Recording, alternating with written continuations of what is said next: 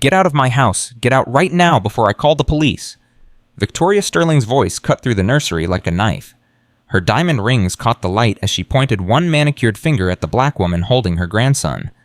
But Maya Johnson didn't move. She couldn't, because the dying baby in her arms had finally stopped crying. For the first time in 3 weeks, little Ethan was eating. Really eating. And Maya knew that if she stopped now, if she let go, this baby would die. Did you hear me? Victoria stepped closer. I said get out. You contaminated my grandson. You put your filthy body against my family's heir. Maya looked up at the old woman with tears streaming down her face. He was starving, ma'am. He was dying, and I could help him. You're the maid. You clean toilets. You don't touch my grandson. But here's what Victoria didn't know. Here's what nobody knew. 50 years ago, Victoria had done the exact same thing. She had a secret so dark, so buried, that exposing it would destroy everything she had built, and Maya was about to drag it into the light. Before we continue, I need to ask you something. Where are you watching from right now? Drop your city in the comments. I love seeing how far these stories travel. And if you want to see how this ends, hit that subscribe button and stay with me until the very last word. Trust me, you're going to need tissues for this one. Now let me take you back to where it all began. The crying started at 4 in the morning. Maya Johnson heard it from the bus stop 3 blocks away. That thin, weak wail that seemed to hang in the cold Connecticut air like a ghost. She had been hearing it for weeks now, every single morning when she arrived at the Sterling mansion. And every single morning it broke her heart a little more. Maya pulled her worn coat tighter and walked faster.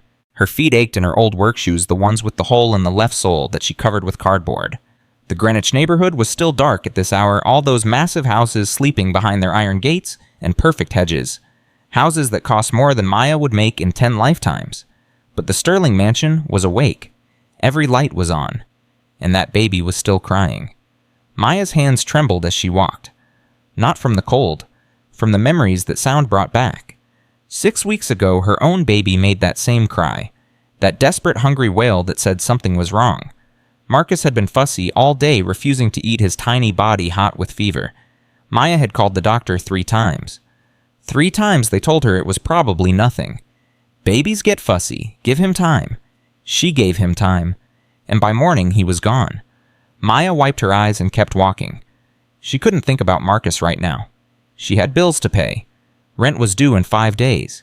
The electricity company had already sent 2 warnings. If she lost this job, she lost everything. So she pushed down the pain. She buried it deep, and she kept walking toward that crying baby. Maya let herself in through the service entrance the way she always did. She hung up her coat in the small closet by the kitchen, put on her work apron, and tried to ignore the sound coming from upstairs. It wasn't her business. That's what she told herself every day. She was just the maid. She cleaned. She stayed invisible. She collected her paycheck and went home to her empty apartment in the Bronx.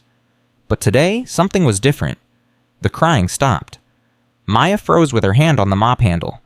In 3 months of working here, the crying had never stopped. Not completely. There was always that weak, desperate sound floating through the house like a wound that wouldn't heal. Now there was only silence. Maya's blood turned cold. She knew what silence meant. She had learned it the hard way. She dropped the mop and ran toward the stairs. She knew she shouldn't. She knew this wasn't her place. But her body moved before her mind could stop it. She took the stairs 2 at a time. Her sensible work shoes slapped against the marble. She turned the corner toward the nursery and stopped dead. The door was open. Caroline Sterling was on the floor. Her blonde hair was matted and greasy, her silk robe stained with formula and tears. She was holding baby Ethan against her chest, rocking back and forth, making a sound that wasn't quite human. "Please," Caroline whispered. "Please, please, please, don't leave me. Please don't leave me." Maya stepped into the doorway. "Mrs. Sterling." Caroline's head snapped up. Her eyes were red and swollen, rimmed with dark circles so deep they looked like bruises. She looked at Maya like she didn't recognize her. "He won't wake up," Caroline said. Her voice was flat, dead. "I've been trying for an hour. He won't wake up." Maya crossed the room in 3 steps and knelt beside Caroline. "Give him to me. Let me see." "He's so light," Caroline said, not letting go. "He used to be heavier. When we brought him home from the hospital, he was 7 pounds. Now he's barely 5. The doctors don't know why. They don't know anything. Mrs. Sterling, please, let me see him." Caroline finally loosened her grip. Maya took the baby carefully, supporting his head the way she had supported Marcus's head 100 times, 1,000 times before he died. Ethan's skin was gray. His cheeks were sunken. His tiny chest barely moved. But he was breathing. Barely. But breathing. Maya felt something crack open inside her chest. This baby looked exactly like Marcus had looked on that last morning. That same gray skin. Those same sunken cheeks. That same desperate struggle to hold on to life. "He's alive?" Maya said. "He's still alive. We need to call someone. We need to call an ambulance." "No." Mom, Caroline grabbed Maya's arm with surprising strength. "No more hospitals, no more doctors. They poke him and prod him and run their tests, and then they tell me they don't know what's wrong. They tell me to try a different formula. They tell me to try a different bottle. They tell me to try harder like I'm not already trying as hard as I can." Caroline's voice cracked and burst and broke. "I haven't slept in 3 weeks. I haven't eaten. I haven't showered. All I do is try to feed my baby, and all he does is starve." Maya looked down at Ethan, at his paper-thin skin, at his tiny fingers curled into fists, at the blue veins showing through his skull. She remembered holding Marcus like this, remembered praying to God to anyone who would listen for some way to save him, remembered the helplessness, the desperation, the feeling that she would trade her own life for just one more day with her son. "Where's Mr. Sterling?" Maya asked. Caroline laughed, but there was no humor in it. "David?" "He left for work at 6, said he couldn't stand to hear the crying anymore, said he needed to think." "He left you alone with a dying baby?" "He's been leaving me alone since the day we brought Ethan home. He doesn't know what to do, so he does nothing. He goes to his office and makes phone calls and pretends everything is fine." Maya felt a flash of anger. Her own husband had left her 3 years ago when things got hard. Men like that were all the same. They wanted wives and children when it was easy. They disappeared when it got hard. "I'm sorry," Maya said quietly. "That's not right." Caroline looked up at her with surprise. In 3 months, no one had ever said that to her. Not the doctors, not her friends, not her family. Everyone just told her to be grateful for what she had. A beautiful house, a successful husband, a perfect life. But no one saw this. No one saw her alone on the floor at 4 a.m, holding her dying baby, praying for someone to help. "Why do you care?" Caroline asked. "I'm just your employer. You don't have to pretend." Maya looked at this woman, at her stained robe and tangled hair, at the dark circles under her eyes and the trembling of her hands. She didn't see a rich woman anymore. She saw a mother who was losing her child. "I care because I know what you're going through. I know it better than anyone." "How could you possibly know?" Maya's throat tightened. The words wanted to stay buried. But something about this moment, about this broken woman and her dying baby, made them come out. "My son died 6 weeks ago. His name was Marcus. He was 2 months old." Caroline's hand flew to her mouth. "Oh my God. One morning he just didn't wake up. They called it sudden infant death syndrome. Said there was nothing anyone could have done." "Maya, I had no idea. Why didn't you tell anyone?" "What was there to tell? Nobody wants to hear about a dead baby, especially not rich people. You hired me to clean your house, not to share my problems." Caroline was quiet for a long moment. Then she reached out and touched Maya's hand. It was the first time a member of the Sterling family had ever touched her. "I'm so sorry," Caroline whispered. "I'm so sorry." They sat there together, 2 mothers from completely different worlds connected by grief and desperation. The only sound was Ethan's weak, struggling breaths. Then Caroline asked a question that changed everything. "Your body, does it still... after Marcus, are you still..." She couldn't finish the sentence, but Maya understood immediately. "Yes, I'm still producing milk. The doctors say it can take weeks to stop, sometimes months." "Did they give you medication to dry up?" "They tried, but I couldn't take it." "Why not?" Maya looked down at Ethan, then back at Caroline. This was the secret she hadn't told anyone, the thing that made her feel crazy, broken, wrong. "Because it's the last piece of him I have left. Every morning when I wake up and my body is still making milk, it's like Marcus is still here somehow, like he's still waiting for me. If I take that medicine, if I let it dry up, then he's really gone. Forever." Tears streamed down Maya's face. She hadn't cried like this since the funeral. She had kept everything locked inside, afraid that if she started crying, she would never stop. Caroline squeezed her hand tighter. "That's not crazy. That's love. That's a mother's love." "It doesn't feel like love. It feels like torture. Every day my body makes food for a baby who isn't there. Every day I pump and throw it away because there's no one to feed. Every day I wonder why I'm still here when he's not. Caroline looked at Maya for a long moment. Then she looked at Ethan gray and struggling in Maya's arms. And something shifted in her eyes. What if you didn't have to throw it away anymore? Maya's heart stopped. What? What if you could use it to save another baby? What if you could use it to save my baby? Maya stared at Caroline. She understood immediately what she was asking. Mrs. Sterling, that's not... I can't... We can't. Why not? You have what Ethan needs. The doctors have tried everything else. Every formula, every supplement, every medical intervention known to science. Nothing works. But there are rules about these things. There are boundaries. I'm the maid. You're my employer. If anyone found out... I don't care about rules, Caroline said, and her voice suddenly had steel in it. I don't care about boundaries. I don't care about what anyone thinks. My son is dying. He's dying right in front of me, and every doctor in the country has given up. But you haven't given up. Your body hasn't given up. And maybe, just maybe, that's for a reason. Maya looked at Ethan again, at his gray skin and sunken cheeks, at his tiny chest fighting to rise and fall. She thought about Marcus, about the night before he died, when she had held him close and promised him she would always protect him. She had broken that promise. She had failed him. But maybe she didn't have to fail again. If anyone finds out, Maya said slowly, I'll lose my job. I'll lose everything. Your husband would fire me immediately. No one will find out. This stays between us, just you and me. And if it doesn't work, if he still won't eat, then we never speak of it again. But at least we tried. At least we did something instead of just watching him die. Maya looked at Caroline, at the desperation in her eyes, at the hope fighting against despair. She thought about her empty apartment, about the bills piling up, about the medication she couldn't afford and the therapy she desperately needed. She thought about the empty crib still sitting in her bedroom because she couldn't bear to take it down. And she thought about Marcus, about his tiny face and his perfect fingers and the way he used to look at her like she was his whole world. Lock the door, Maya said. Caroline's eyes went wide. Then she jumped up and ran to the nursery door. The lock clicked into place. She turned back to Maya with tears streaming down her face. Thank you. Whatever happens, thank you. Maya sat down in the rocking chair. The expensive Italian leather felt strange against her worn uniform. She adjusted Ethan in her arms, supporting his head, cradling him close.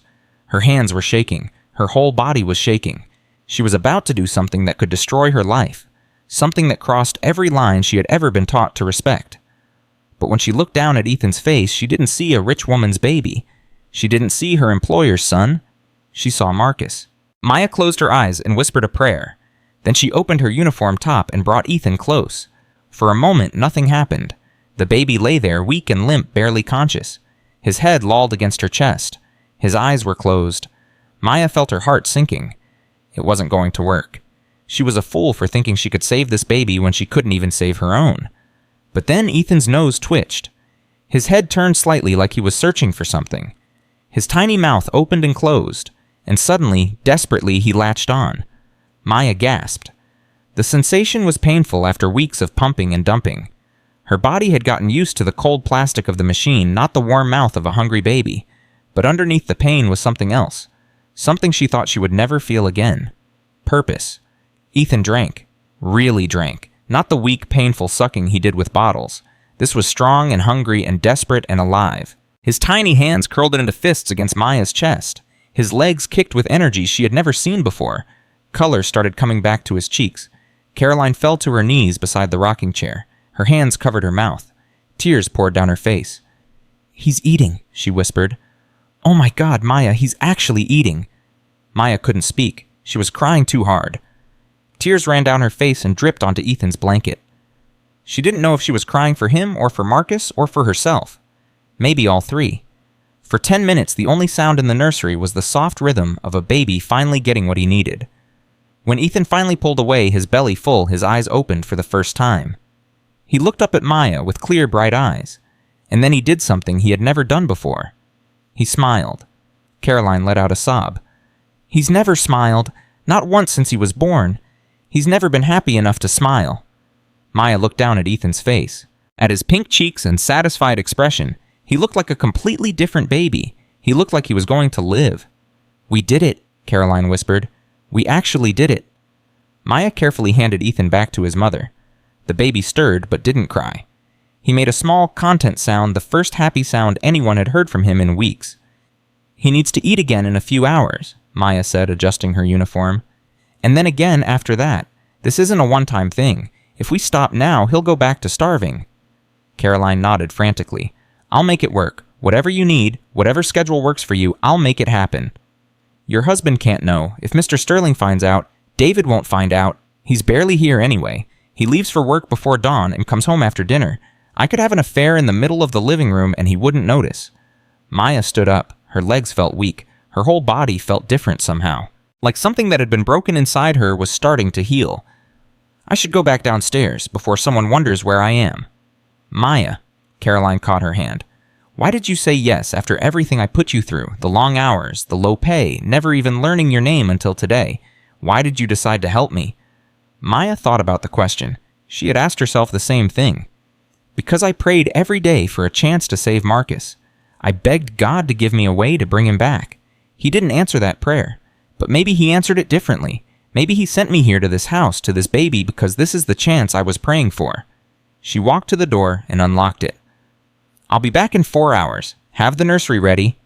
And if you're still with me, don't go anywhere, because what happens next will shock you.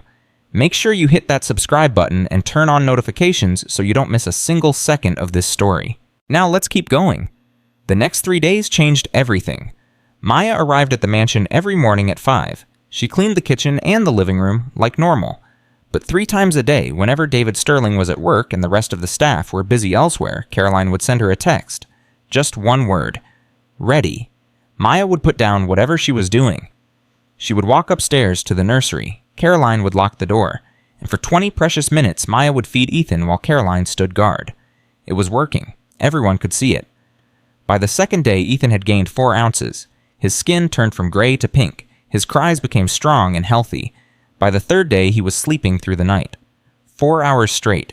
Caroline called Maya at midnight, crying with joy. He's sleeping. He's actually sleeping. I can't remember the last time I slept for more than 30 minutes at a time. Then go to sleep yourself, Maya said. You need rest too. I can't stop looking at him. I keep checking to make sure he's still breathing. I'm afraid if I close my eyes, I'll wake up and this will all be a dream. Maya understood that fear. She had felt it with Marcus. Those first weeks when everything seemed perfect, when she couldn't believe how lucky she was. And then one morning she woke up and her luck ran out. He's going to be okay, Maya said. I promise you he's going to be okay. David Sterling noticed the change immediately.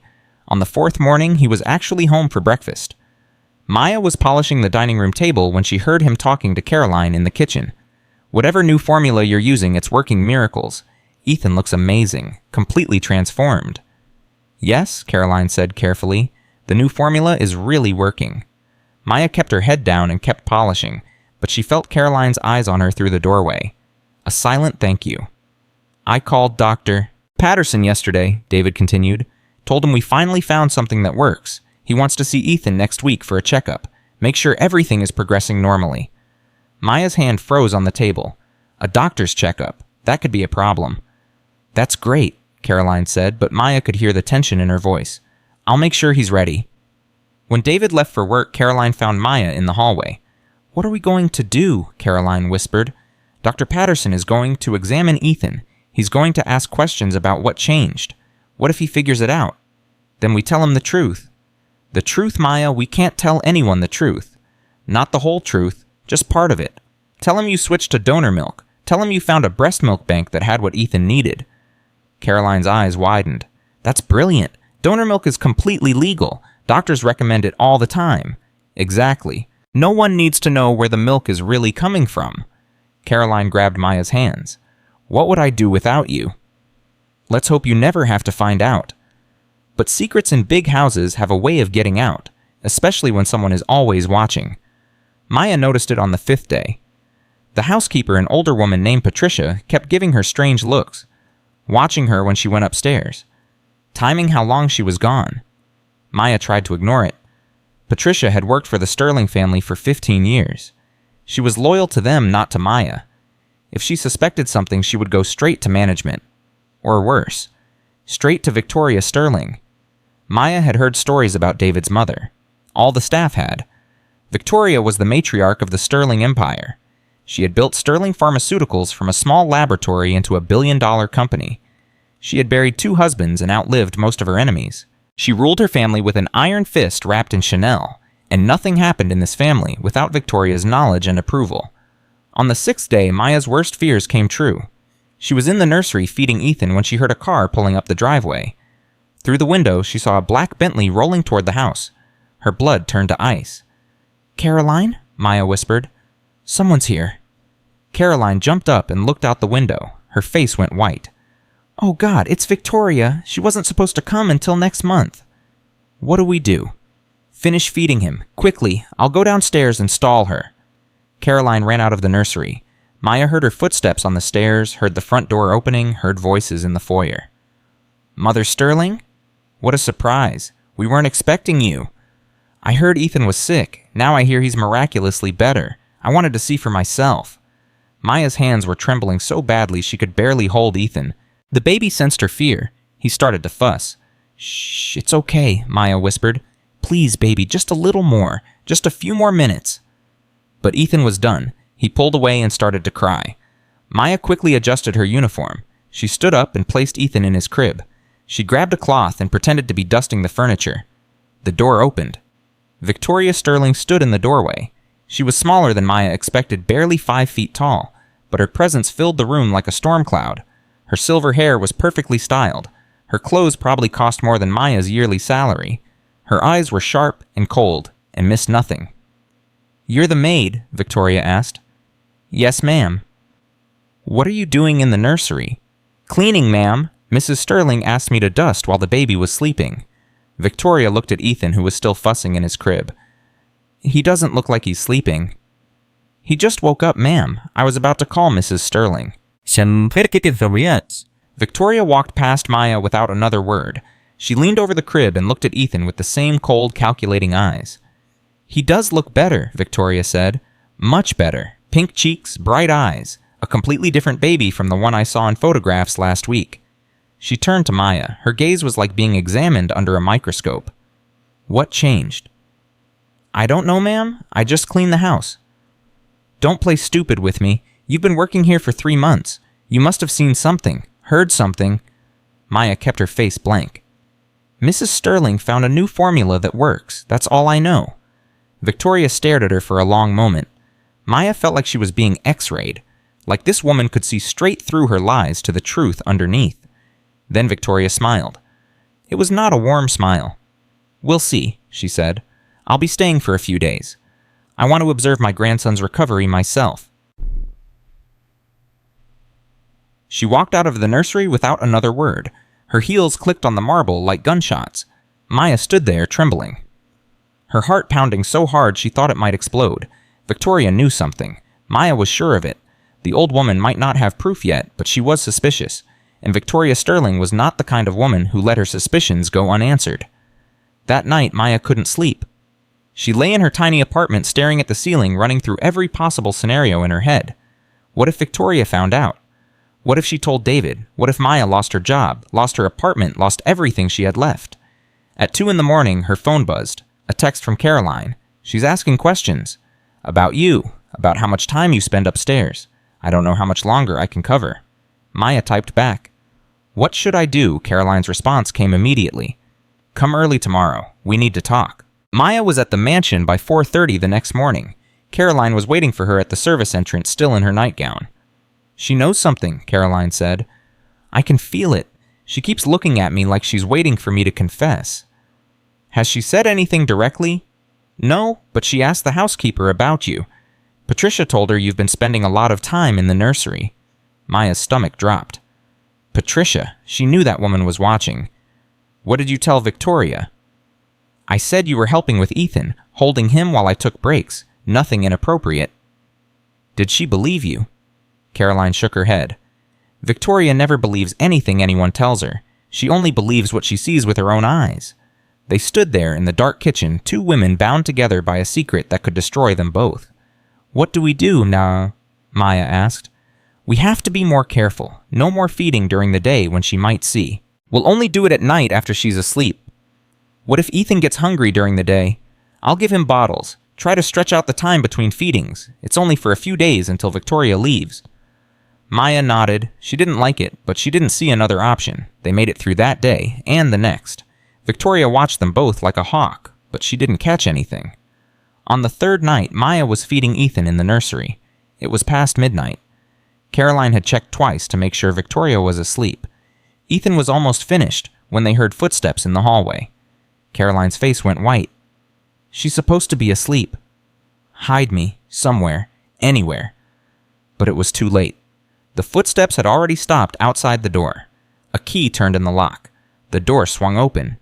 Victoria Sterling stood there in her silk robe, her face a mask of cold fury. "I knew it," Victoria said. "I knew something was wrong." Caroline stepped between them. "Mother Sterling, please, let me explain." "Explain what?" That you let the help nurse my grandson, that you let this woman put her body against my family's heir." "He was dying," Caroline said. "The doctors couldn't help. Maya saved his life." "Saved him?" Victoria laughed, but there was no humor in it. "She contaminated him. She violated him. Do you have any idea what diseases she could be carrying, what drugs she could be on, what kind of person she really is?" Maya found her voice. "I'm healthy, ma'am. I had full blood work done after my son died. I'm completely clean." Victoria turned her full attention to Maya. The hatred in her eyes was absolute. "Your son. You have a son." "I had a son, Marcus. He died 6 weeks ago, SIDS. So you're grieving, unstable, desperate, and you inserted yourself into my family in the most intimate way possible." "I didn't insert myself. Mrs. Sterling asked me to help. She begged me." Victoria's eyes snapped to Caroline. "Is this true? You begged the maid to do this?" Caroline lifted her chin.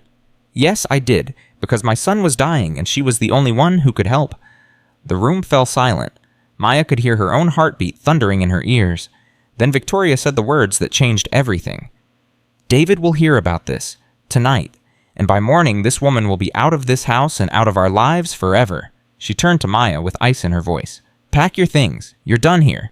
Maya looked at Caroline, at Ethan still in her arms, finally healthy and happy and alive. She looked at Victoria, at the hatred and disgust on that perfectly made-up face, and something inside Maya snapped. "No," Maya said. Victoria blinked. "Excuse me." "I said no, I'm not leaving, not until you hear the truth." Victoria laughed. "The truth? What truth could you possibly have to tell me?" "The truth about what I did for your grandson, and the truth about what someone did for your son 50 years ago." Victoria's face went pale. For the first time since she walked into the room, she looked uncertain. "What are you talking about?" Maya didn't know what she was talking about. The words had come out of nowhere, driven by anger and desperation, and something she couldn't explain. But when she saw the fear flicker across Victoria's face, she knew she had struck a nerve. "I think you know exactly what I'm talking about," Maya said. "And I think you've been keeping that secret for a very long time." Victoria stared at Maya. Her hands were trembling. "You don't know anything," Victoria said, but her voice was shaking too. "Maybe not yet," Maya said, "but I'm going to find out." Victoria took a step back, then another. Her face was gray now, all the blood drained away. "This isn't over," Victoria said. "You think you can threaten me? You have no idea who you're dealing with." She turned and walked out of the nursery, but she didn't walk with the same confidence she had before. Her steps were unsteady, her shoulders were hunched. Caroline grabbed Maya's arm. "What just happened? What were you talking about?" Maya shook her head. "I don't know. I was just trying to scare her. But did you see her face? Something I said hit a nerve." "You think she's hiding something?" "I don't just think it. I know it. And whatever it is, it's big enough to make Victoria Sterling afraid." Caroline looked at the door where Victoria had disappeared. "What do we do now?" Maya looked down at Ethan, still cradled in her arms, still healthy, still alive, because of her. "We find out what she's hiding," Maya said, "and we use it to protect this baby."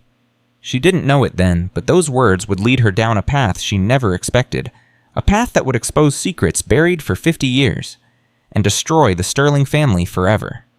The next morning came too fast.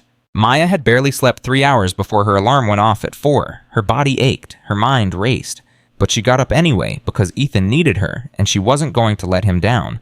She arrived at the Sterling mansion at 5:15. The house was dark except for one light in the upstairs hallway. Victoria's room.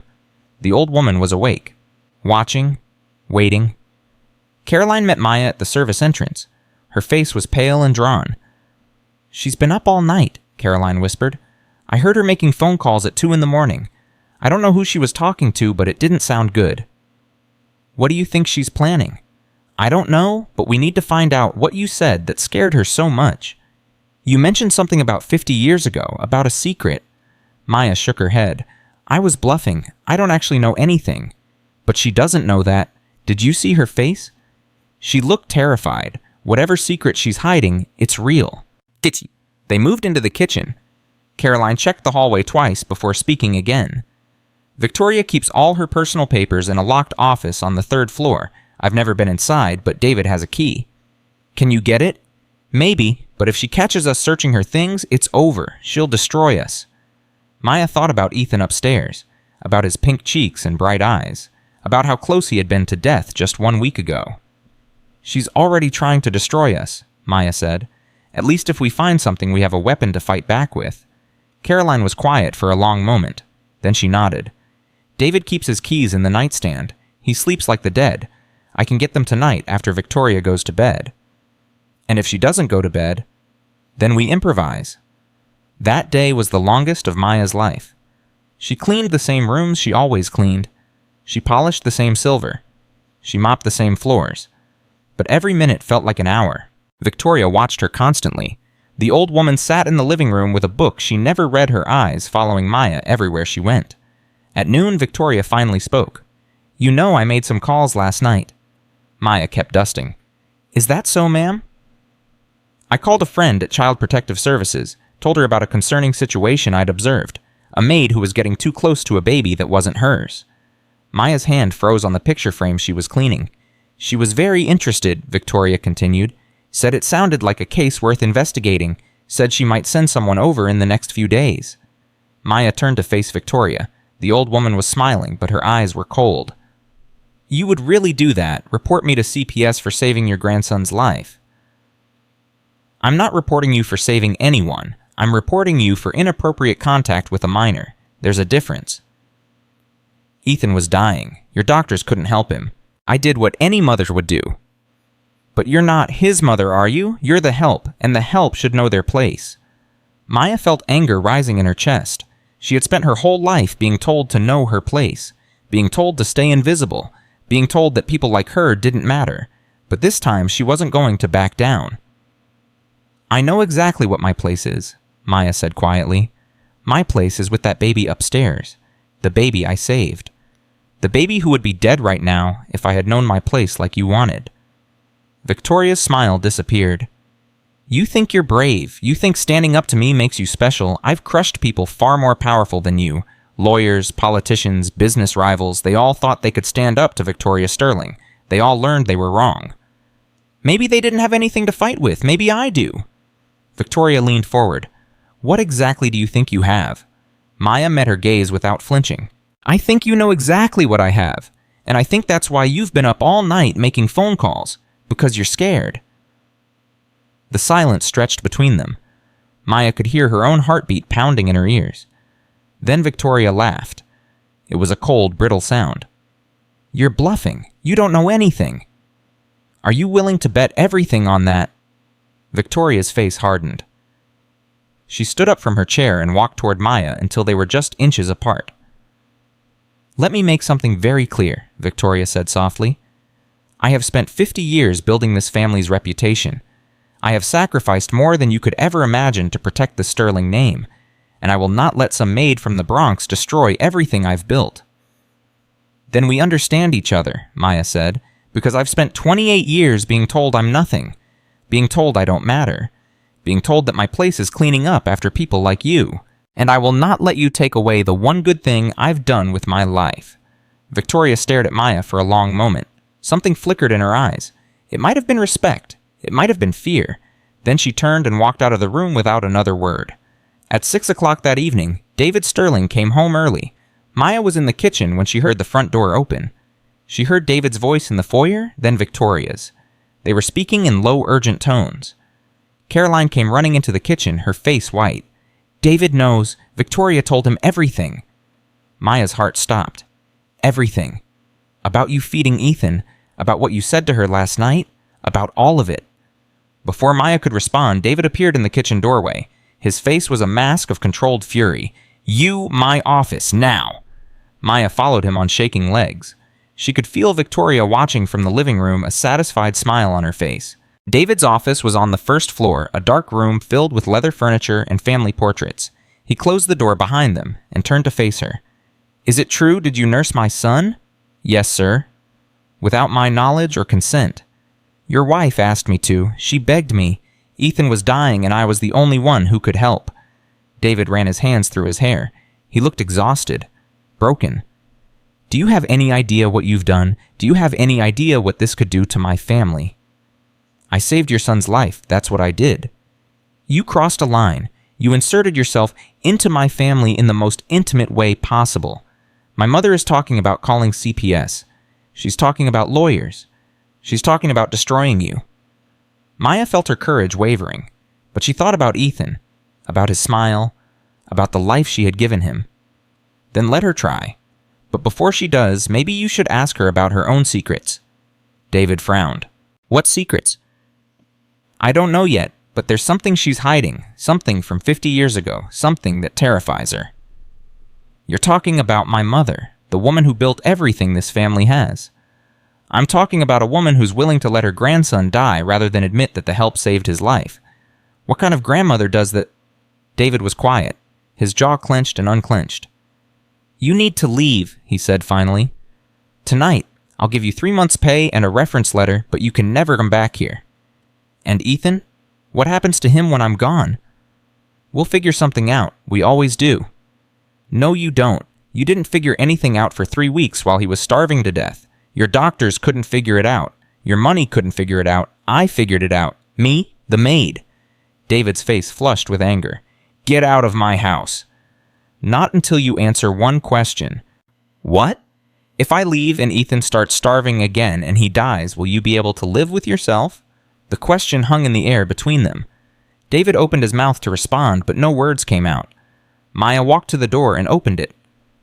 "Think about it, Mr. Sterling. Think about what your mother is really protecting, because I don't think it's Ethan. I think it's herself." She walked out of the office. Victoria was standing in the hallway, waiting. "I assume my son fired you," Victoria said. "He tried." "Tried? What does that mean?" Maya kept walking toward the stairs. "It means I'm not done here yet. If you set one foot in that nursery, I'll call the police myself." Maya stopped. She turned to face Victoria. "Go ahead. Call them. Tell them how the maid saved your grandson's life when your money and your doctors couldn't. Tell them how you want to punish her for it. I'm sure that story will look great in the newspapers." Victoria's face went red. "You wouldn't dare." "I have nothing left to lose, Mrs. Sterling. My baby is dead. My apartment is about to be taken away. The only thing keeping me going is that little boy upstairs, and I will not let you hurt him just to protect your pride." Maya turned and walked up the stairs. Her legs were shaking. Her heart was pounding. She had never spoken to anyone like that in her life, but she meant every word.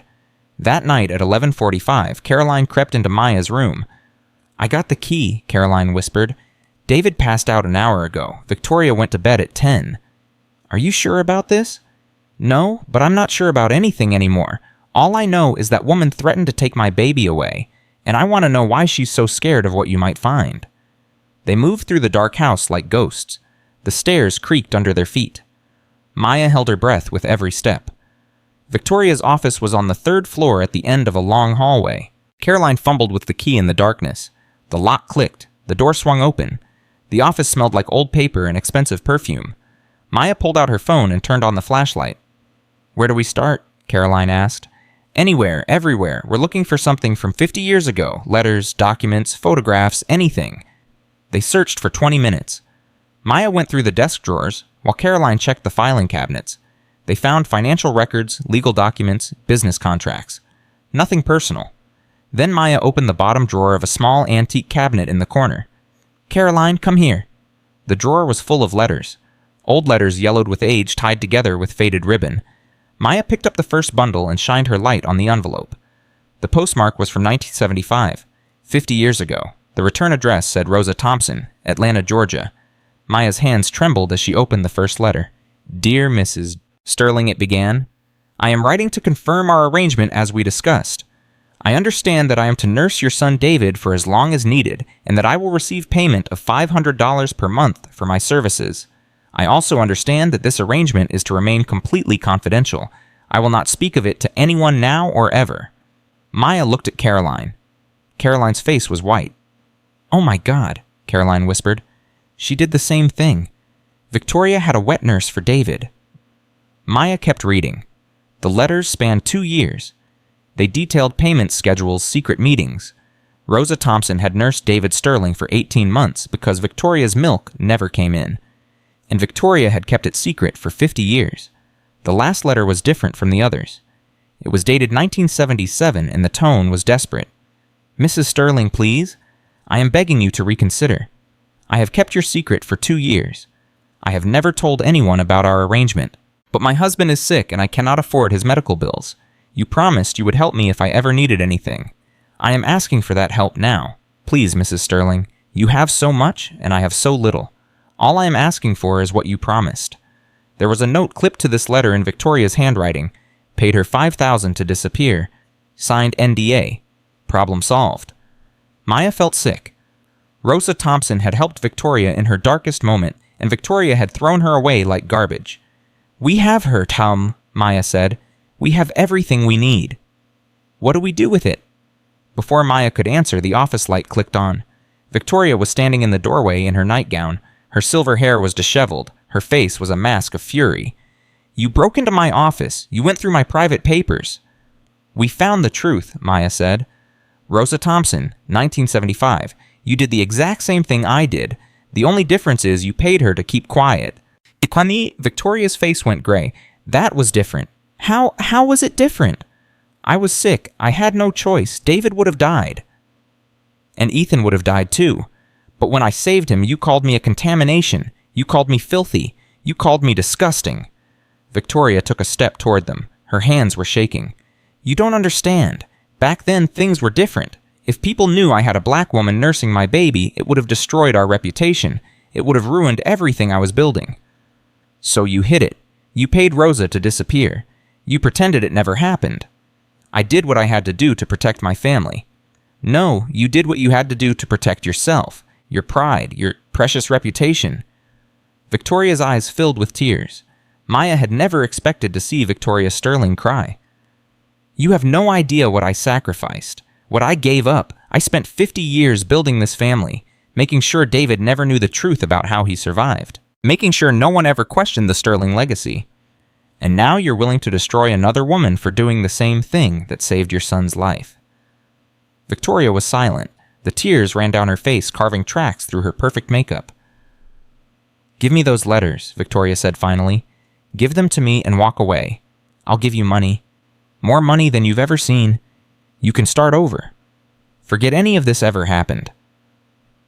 Maya looked at the letters in her hand, at the evidence that could bring down the Sterling Empire.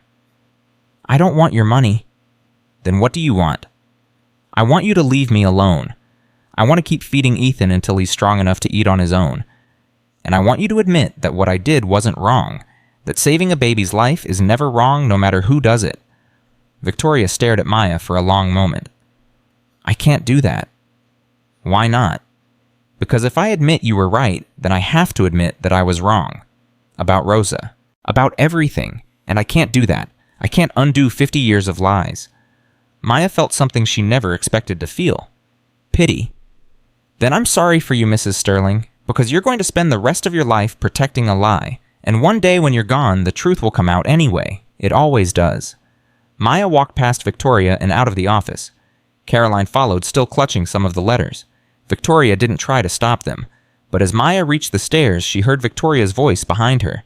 "This isn't over. You think those letters protect you? I have lawyers. I have connections. I have power you can't imagine. By tomorrow morning, you'll wish you never set foot in this house." Maya didn't turn around.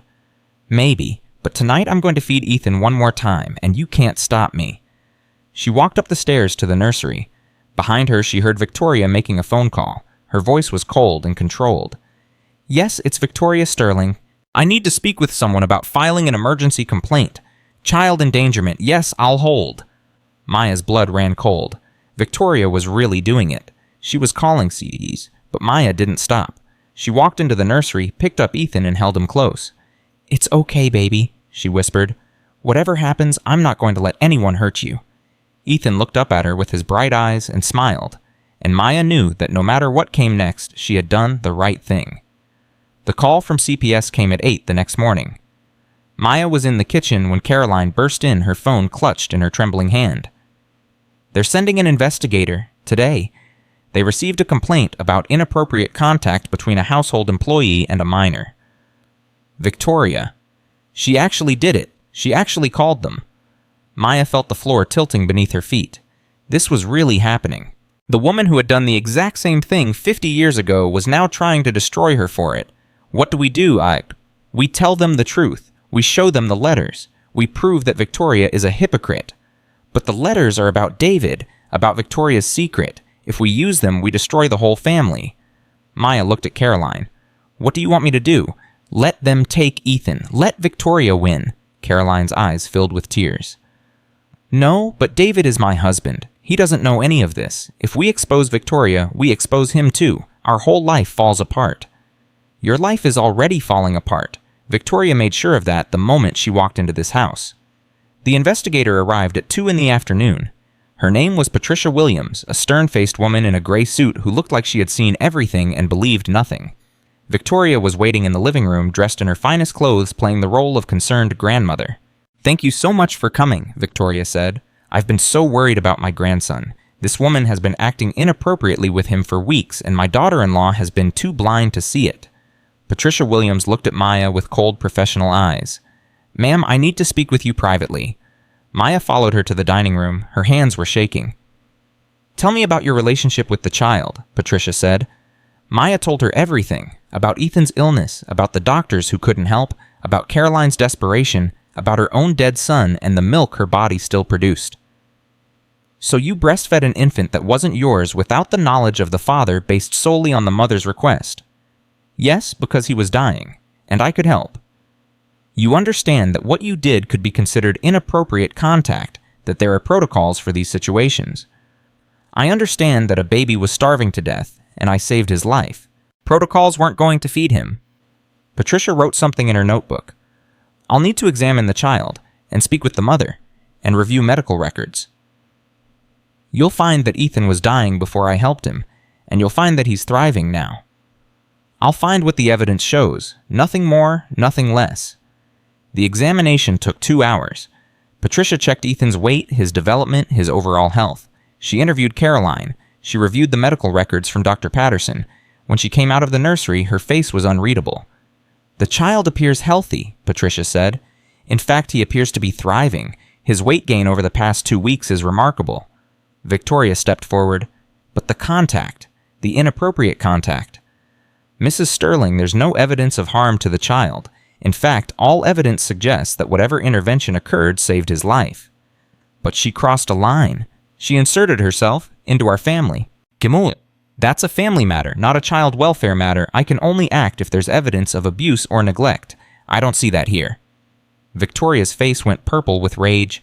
"This is outrageous. I know people. I know your supervisor. I will not let this stand." Patricia turned to face Victoria directly. "Ma'am, you're welcome to contact anyone you like, but I should warn you that filing false reports with CPS is a serious offense.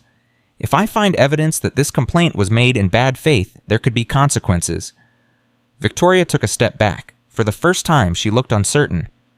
"Now," Patricia continued, "I'm going to close this case, but I suggest that this family work out its issues privately, and I suggest that everyone involved considers what's actually best for the child." She gathered her papers and walked out the front door. Victoria stood frozen in the living room. Her perfect mask had cracked. "This isn't over," she said quietly. "This will never be over." "Yes, it is," Caroline said. "It's over, Mother Sterling. You lost." Victoria turned to face her daughter-in-law. Her eyes were filled with hatred. "You think you've won. You have no idea what I'm capable of. I built this family from nothing. I protected our name when everyone tried to tear us down. And I will not let some maid and my weak-willed daughter-in-law destroy everything I've built." "What exactly are you going to do?" Caroline asked. "The CPS investigation failed. The letters prove you're a hypocrite. What else do you have?" Victoria smiled.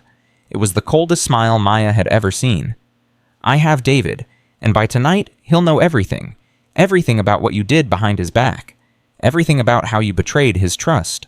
And when he finds out, he'll have to choose. His mother or his wife." She turned and walked up the stairs without another word. Caroline collapsed into a chair. Her whole body was shaking. "She's right. When David finds out I lied to him, he'll never forgive me." Maya knelt beside her. "Then we tell him first. We tell him everything before Victoria can twist it."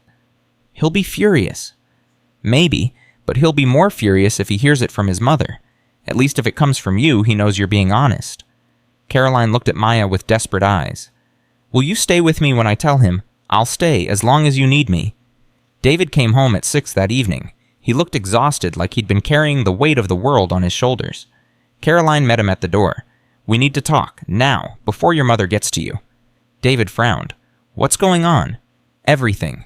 Everything is going on, and I need you to hear it from me first."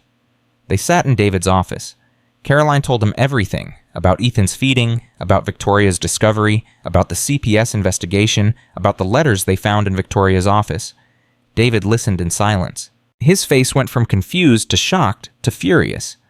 "My mother had a wet nurse," he said when Caroline finished. "A black woman nursed me when I was a baby." "Yes, Rosa Thompson, for 18 months. And she kept it secret for 50 years. She paid Rosa $5,000 to sign an NDA and disappear." David stood up and walked to the window. He stood there for a long moment, staring out at nothing. "My whole life," he said quietly, "I thought I knew who my mother was. I thought I understood why she was so protective of our family's reputation. But this," he turned to face Caroline and Maya, "she did the exact same thing you did, and then she tried to destroy you for it." "Yes," Maya said. "That's exactly what happened." David's face hardened. "Where is she now?" "Upstairs, waiting for you." David walked out of the office. Maya and Caroline followed.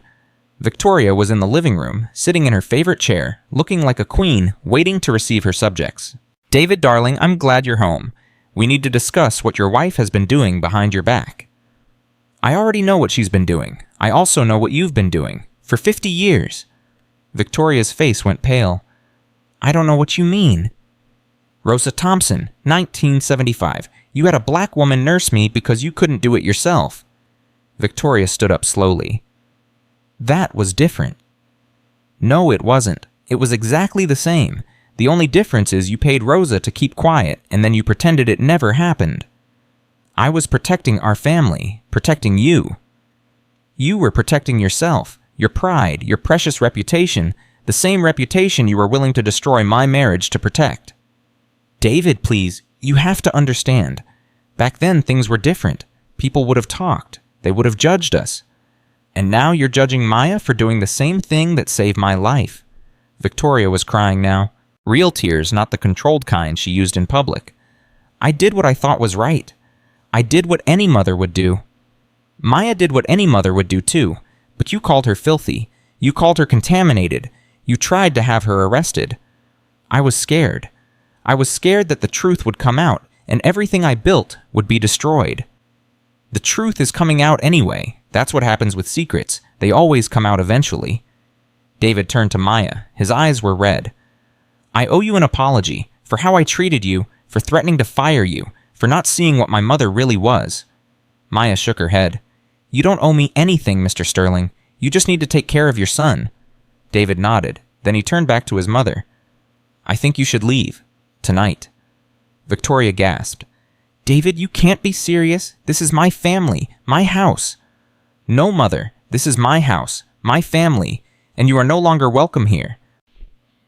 Victoria looked around the room, at David, at Caroline, at Maya, at everything she had built and controlled for 50 years. Then without a word, she walked out of the room. They heard her footsteps on the stairs. They heard her moving around upstairs. An hour later, a taxi pulled up in front of the house. Victoria came down with one suitcase. She didn't say goodbye to anyone. She walked out the front door and got into the taxi, and just like that, she was gone. Maya stood at the window watching the taxi disappear down the driveway. "Is it really over?" she asked. Caroline came to stand beside her. "I don't know. With Victoria, nothing is ever really over." But as Maya looked up at the nursery window where Ethan was sleeping peacefully, she allowed herself to hope. Maybe, just maybe, the worst was behind them. She didn't know that Victoria was already making plans, already reaching out to lawyers and judges and powerful friends. The battle was won. But the war was just beginning. I need to continue from this point, showing Victoria's retaliation, the escalating conflict, and more drama. I should include time markers, mini-climaxes every 2 to 3 minutes, major twists every 10-12 minutes, and audience retention hooks every 8-10 minutes.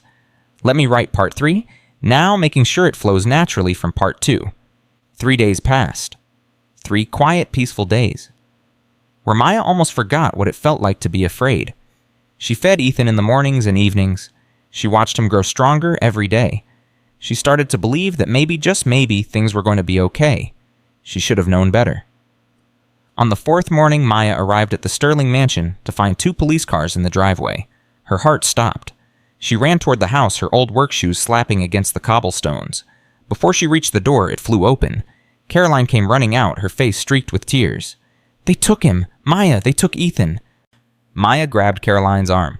"What are you talking about? Who took him? How could CPS? They came with a court order. Emergency custody. They said there was new evidence. They said we were unfit parents." Maya felt the world spinning around her. "That's impossible. Patricia Williams closed the case. She said there was no evidence of harm." "Victoria. It has to be Victoria. She did something. She called someone." David appeared in the doorway. His face was gray. His hands were shaking. "The judge who signed the order is a friend of my mother's. They've known each other for 30 years. She probably called him the night she left." Maya's legs gave out. She sank to her knees on the cold driveway. She had done this. She had saved Ethan's life, and now he was gone because of it. "Where did they take him?" Maya asked. "Foster care. Temporary placement until there's a hearing." "When is the hearing?"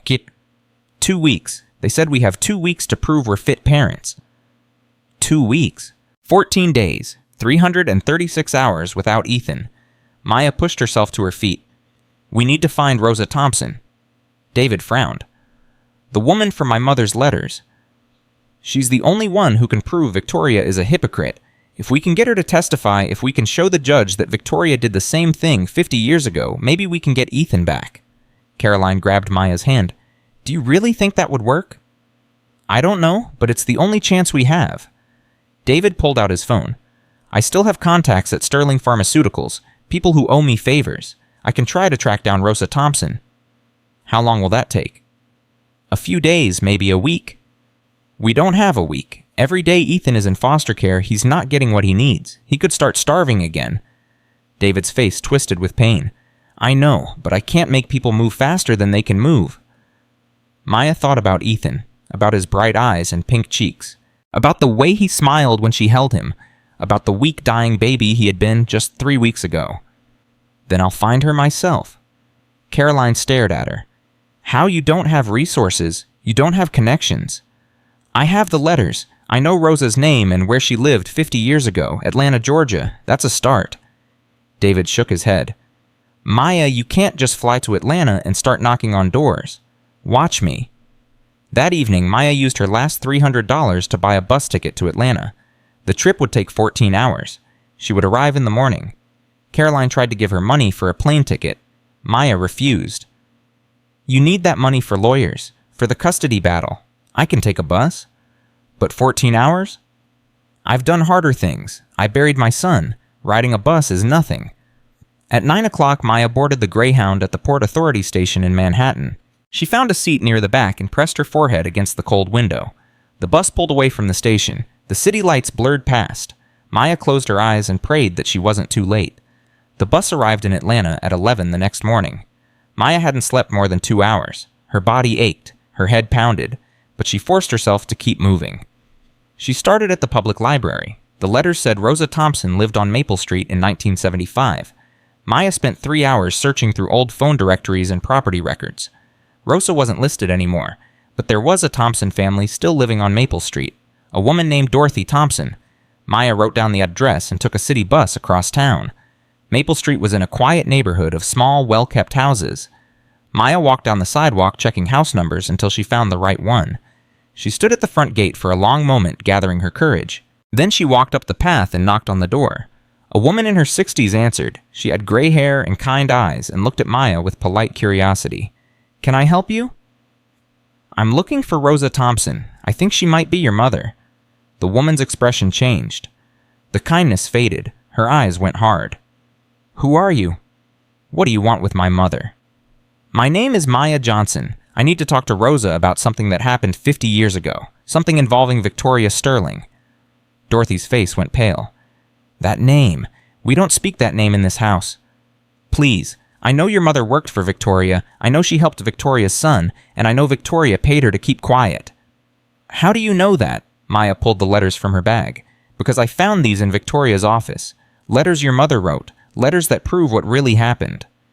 Dorothy stared at the letters. Her hands trembled. My mother is 82 years old. She's been through enough. She doesn't need strangers showing up and digging up the past.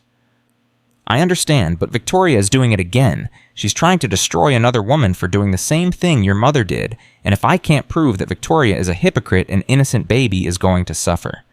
Dorothy was quiet for a long moment, then she stepped back from the door. Come inside, but I'm warning you, if you upset my mother, I'll throw you out myself. Rosa Thompson was sitting in a wheelchair by the window. She was small and frail, her dark skin creased with age, but her eyes were sharp and clear.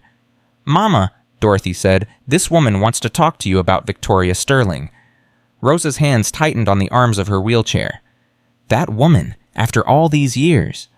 Maya knelt beside Rosa's chair. Mrs. Thompson, I know this is hard, but I need your help. Victoria is trying to destroy me for doing the same thing you did 50 years ago. She's trying to take a baby away from his family. What baby? Her own grandson, Ethan. He was dying. I saved his life by nursing him. Now Victoria is calling me a criminal for it.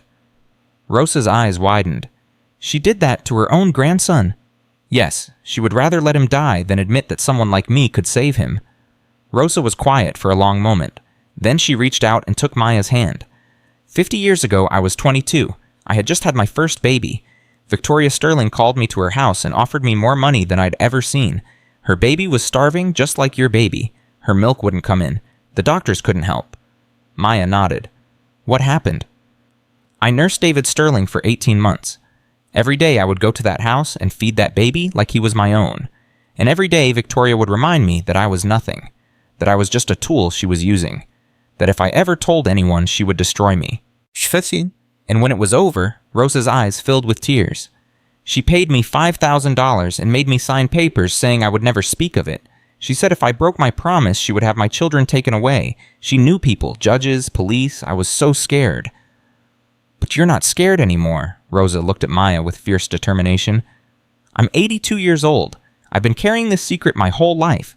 I watched Victoria Sterling become rich and powerful while I struggled to pay my bills.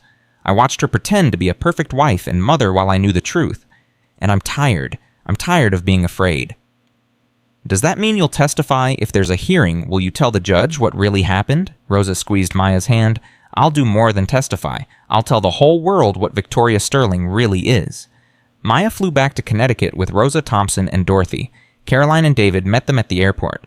When David saw Rosa, he froze. His face went white. You're the woman from the letters. Rosa looked at him with complex emotions.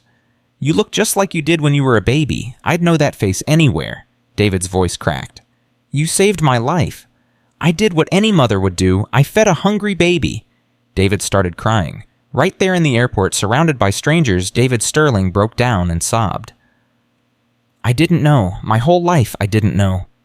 Rosa opened her arms. David fell into them like a child. I know, baby. I know you didn't know. That's not your fault. They stood there for a long time. Maya watched with tears streaming down her own face. This was what Victoria had hidden for 50 years. Not just a secret, a relationship, a bond, a woman who had saved David's life and never got to tell him. When David finally pulled back, his eyes were red, but his jaw was set. We're going to destroy her, my mother. We're going to tell everyone what she did. Not destroy, Rosa said gently. Expose. There's a difference. What's the difference?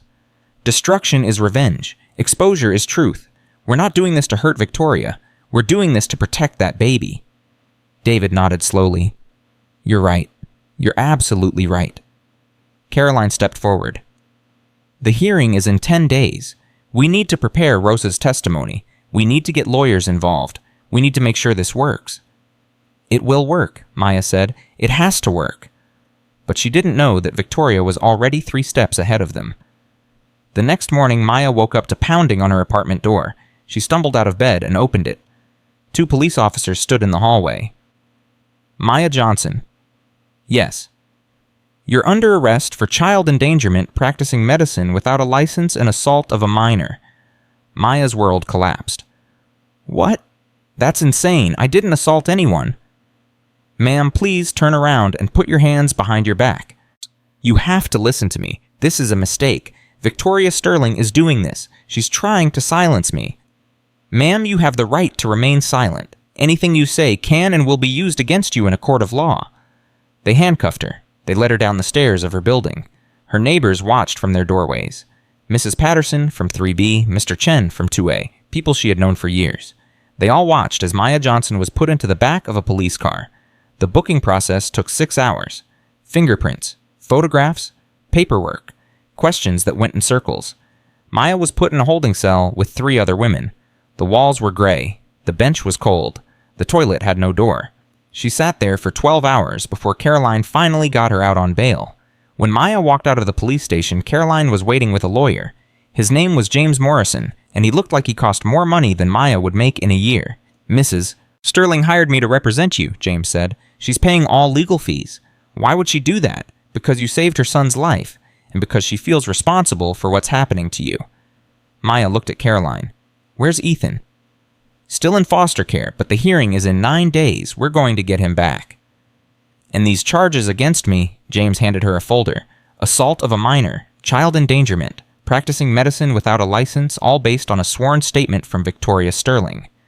Maya opened the folder. Victoria's statement was 10 pages long. It painted Maya as a predator who had manipulated Caroline, who had forced herself on baby Ethan, who had caused deliberate harm. Every word was a lie. Can she do this? Maya asked. Can she just make up lies and have me arrested? She can file charges. Whether they stick depends on the evidence. And right now, all the evidence is on your side. Then why am I the one in handcuffs? James sighed. Because Victoria Sterling has spent 50 years building relationships with judges, prosecutors, and police chiefs. She has more power in Connecticut than most governors, and she's using all of it to destroy you. Maya felt the weight of everything pressing down on her. The charges, the custody battle, the impossible fight against a woman with unlimited resources. Why? Maya whispered. Why is she doing this? I saved her grandson's life. I exposed her hypocrisy, but I haven't told anyone outside the family. Why is she trying to destroy me? Caroline took Maya's hand. Because you're the only one who ever stood up to her. You're the only one who ever made her afraid. And Victoria Sterling destroys anything that makes her afraid. The days leading up to the hearing were a blur. James Morrison worked around the clock preparing their case. He took depositions from Dr. Patterson from the CPS investigator, Patricia Williams from everyone who had witnessed Ethan's miraculous recovery. Rosa Thompson gave a sworn statement describing everything that had happened 50 years ago. Dorothy corroborated her mother's story with family records and photographs. David Sterling wrote a letter to the judge admitting that his mother had been using a wet nurse for him as an infant. He called it a family secret that should never have been kept. And through it all, Maya waited. She couldn't work. She couldn't sleep. She could barely eat. Every night she dreamed about Ethan, about holding him, about feeding him, about the way he used to smile at her. And every morning she woke up to an empty apartment and the crushing weight of uncertainty. 3 days before the hearing, something unexpected happened. Maya was sitting in Caroline's kitchen when the doorbell rang. Caroline went to answer it and came back with a strange expression on her face. Someone's here to see you. Maya walked to the front door. An elderly black woman stood on the porch. She was well-dressed and dignified, with silver hair and sharp eyes. You're Maya Johnson, the woman said. It wasn't a question. Yes, who are you? My name is Harriet Morrison. I was a wet nurse 40 years ago, like Rosa Thompson, like you. Maya stared at her. How did you find me? I saw the news, what Victoria Sterling is doing to you, and I couldn't stay silent anymore. The news? Harriet handed Maya her phone. On the screen was a news article. Sterling family in scandal, grandmother accuses maid of child abuse. Maya's face was in the article, her name, her address, everything. Victoria had gone public. She's trying to destroy you before the hearing, Harriet said. She wants everyone to see you as a criminal before you can tell your side of the story. Maya felt sick. I can't fight this. She has newspapers, television. I have nothing. You have the truth, and you have us. Us? Harriet smiled. Do you think Rosa Thompson and I are the only ones Victoria Sterling isn't the only wealthy woman who needed help? There are dozens of us. Women who nursed other people's babies because the mothers couldn't do it themselves. Women who were paid to keep quiet. Women who are tired of being invisible. Maya looked at this woman, at the determination in her eyes. What are you saying? I'm saying that we're going to stand with you, all of us, at the hearing, in the press, wherever we need to be, because what Victoria Sterling is doing to you, she could do to any of us, and it's time for the world to know the truth about how many babies we saved. The night before the hearing, Maya couldn't sleep. She sat in her apartment looking at the photo of Marcus that she kept by her bed. His tiny face, his perfect fingers, the son she couldn't save. I'm trying, baby, she whispered. I'm trying to make things right. Her phone buzzed. A text from Caroline. Tomorrow is the day. Whatever happens, thank you for saving my son. Maya typed back, whatever happens, it was worth it. She meant it. Even if she went to prison, even if she lost everything. Saving Ethan had been the right thing to do. She fell asleep with Marcus's photo in her hands. And now, before we continue, I want to pause and say thank you. Thank you for staying with this story. Thank you for caring about Maya and Ethan and all these women who did extraordinary things with ordinary love. If you're not subscribed yet, hit that button right now and drop a comment telling me what you think is going to happen at the hearing. I read every single comment and I love seeing your predictions. Now let's get back to the story. The hearing was held at the Stamford Family Court at 9 in the morning. Maya arrived early with James Morrison. She wore the nicest dress she owned, a simple black one she had bought for Marcus's funeral. It felt appropriate somehow. Caroline and David were already there. So was Rosa Thompson in her wheelchair with Dorothy pushing her. And behind them, filling the hallway, were the other women. Harriet Morrison had kept her promise. She had gathered 17 women, all former wet nurses, all ready to testify.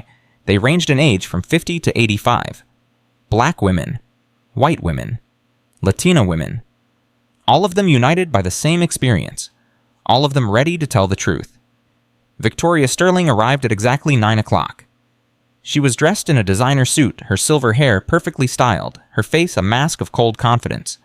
When she saw the women in the hallway, she stopped. For just a moment, her mask slipped. Maya saw the fear underneath. Then Victoria composed herself and walked into the courtroom without a word. The judge's name was Harold Patterson. He was in his 60s with gray hair and a stern face. Maya wondered if he was another one of Victoria's friends. This hearing is to determine custody of the minor child, Ethan Sterling, Judge Patterson began. The child was removed from his parents' home based on allegations of child endangerment. Today we will hear evidence from both sides. Victoria's lawyer spoke first. He was slick and polished, the kind of lawyer who charged $1,000 an hour. Your Honor, my client is a concerned grandmother who witnessed disturbing behavior toward her grandson. A household employee was found nursing the child without proper consent, without medical supervision, and without regard for the child's welfare. Objection, James Morrison said.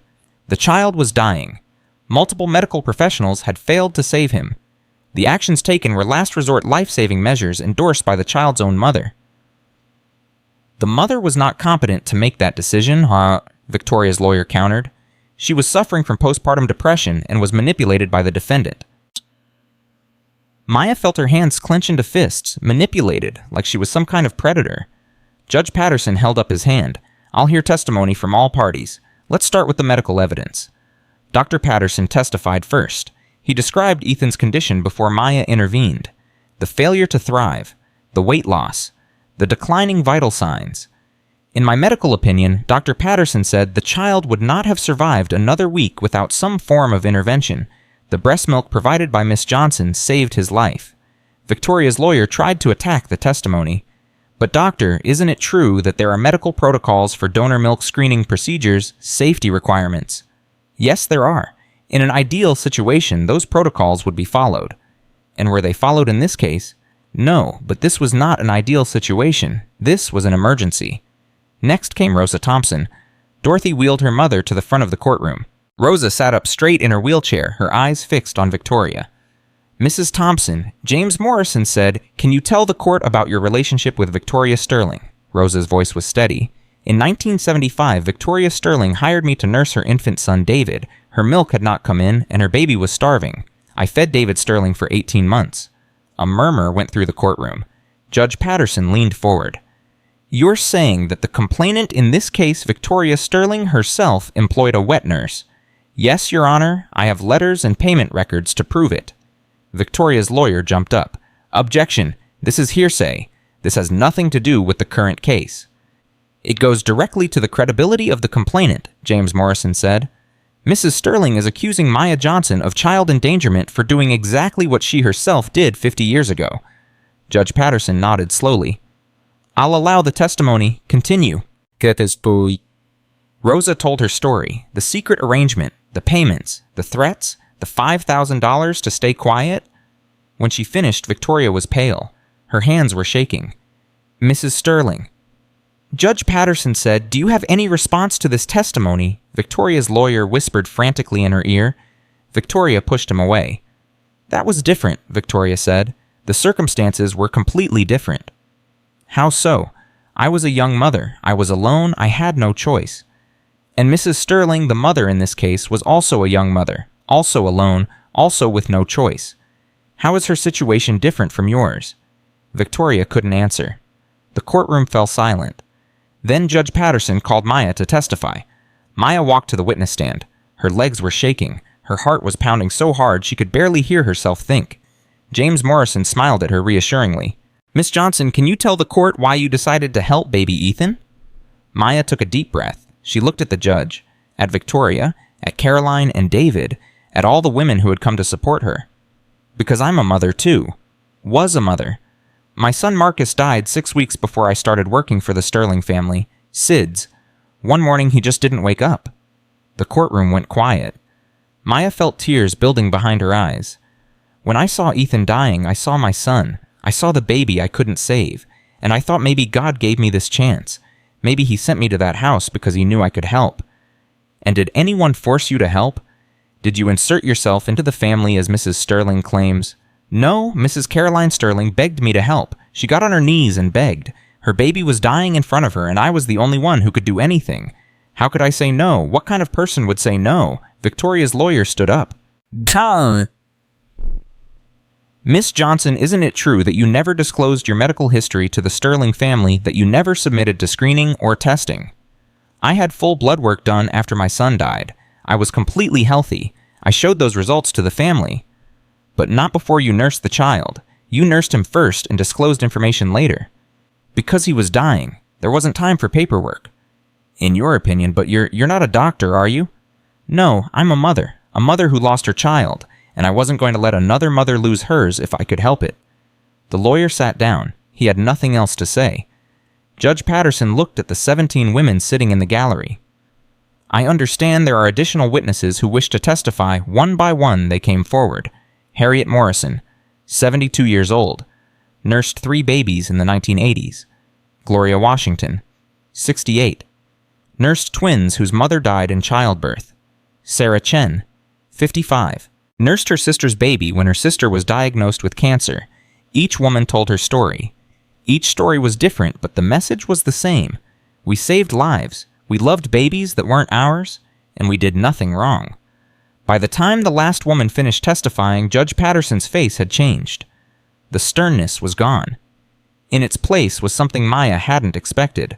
Respect. I've heard enough, Judge Patterson said. I'm ready to make my ruling. The courtroom held its breath.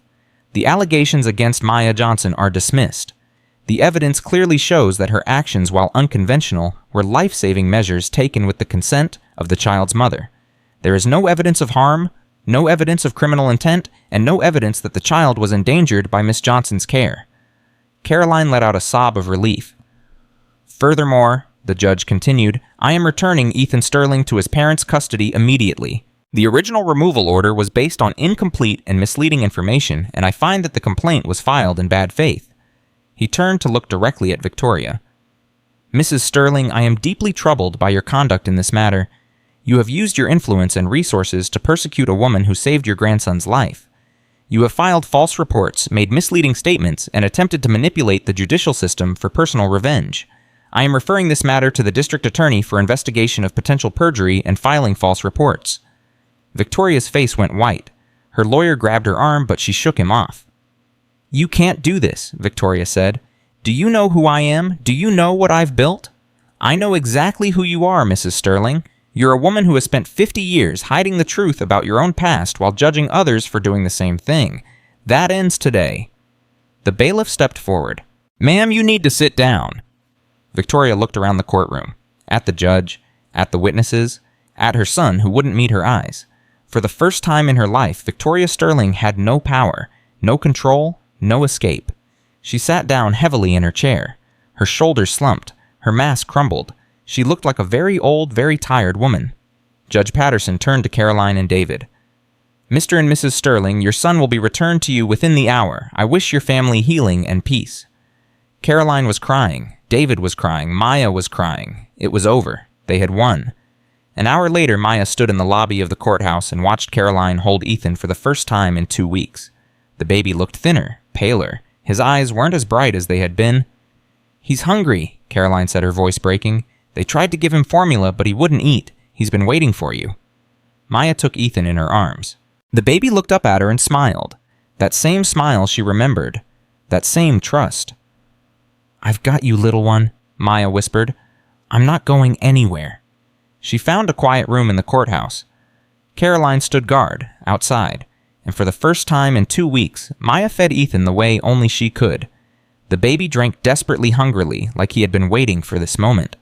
His tiny hands gripped Maya's uniform. His eyes closed with contentment. When he finally finished, he fell asleep in her arms. Really asleep. Peacefully. Maya held him for a long time, watching him breathe. She thought about Marcus, about the son she lost, about how that loss had led her here, to this moment, to this baby who needed her. Maybe there was a reason for everything. Maybe losing Marcus had been part of some larger plan. Maybe she was always meant to save Ethan. Or maybe life was just random and cruel, and the only thing that mattered was what you did with the time you had. Either way, Maya was grateful. Grateful for this moment. Grateful for this baby.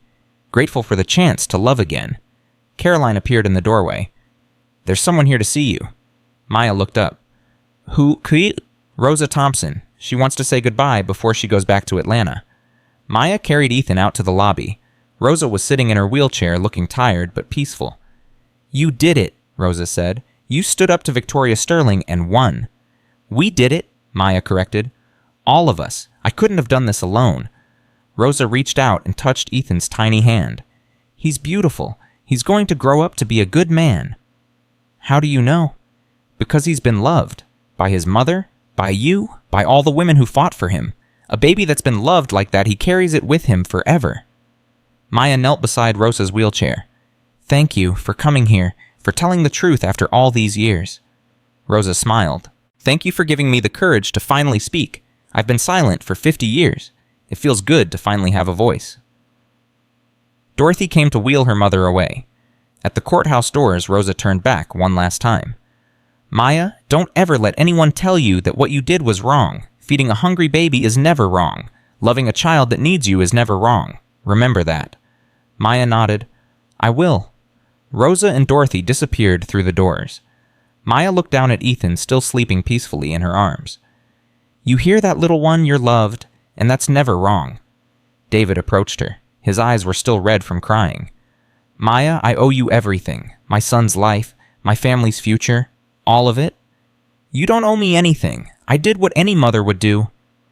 "But you're not his mother. You had no obligation to him. You risked everything for a baby that wasn't yours." Maya looked at Ethan's peaceful face. "Maybe not by blood. But when you feed a baby, when you hold him close and feel his heart beating against yours, something changes.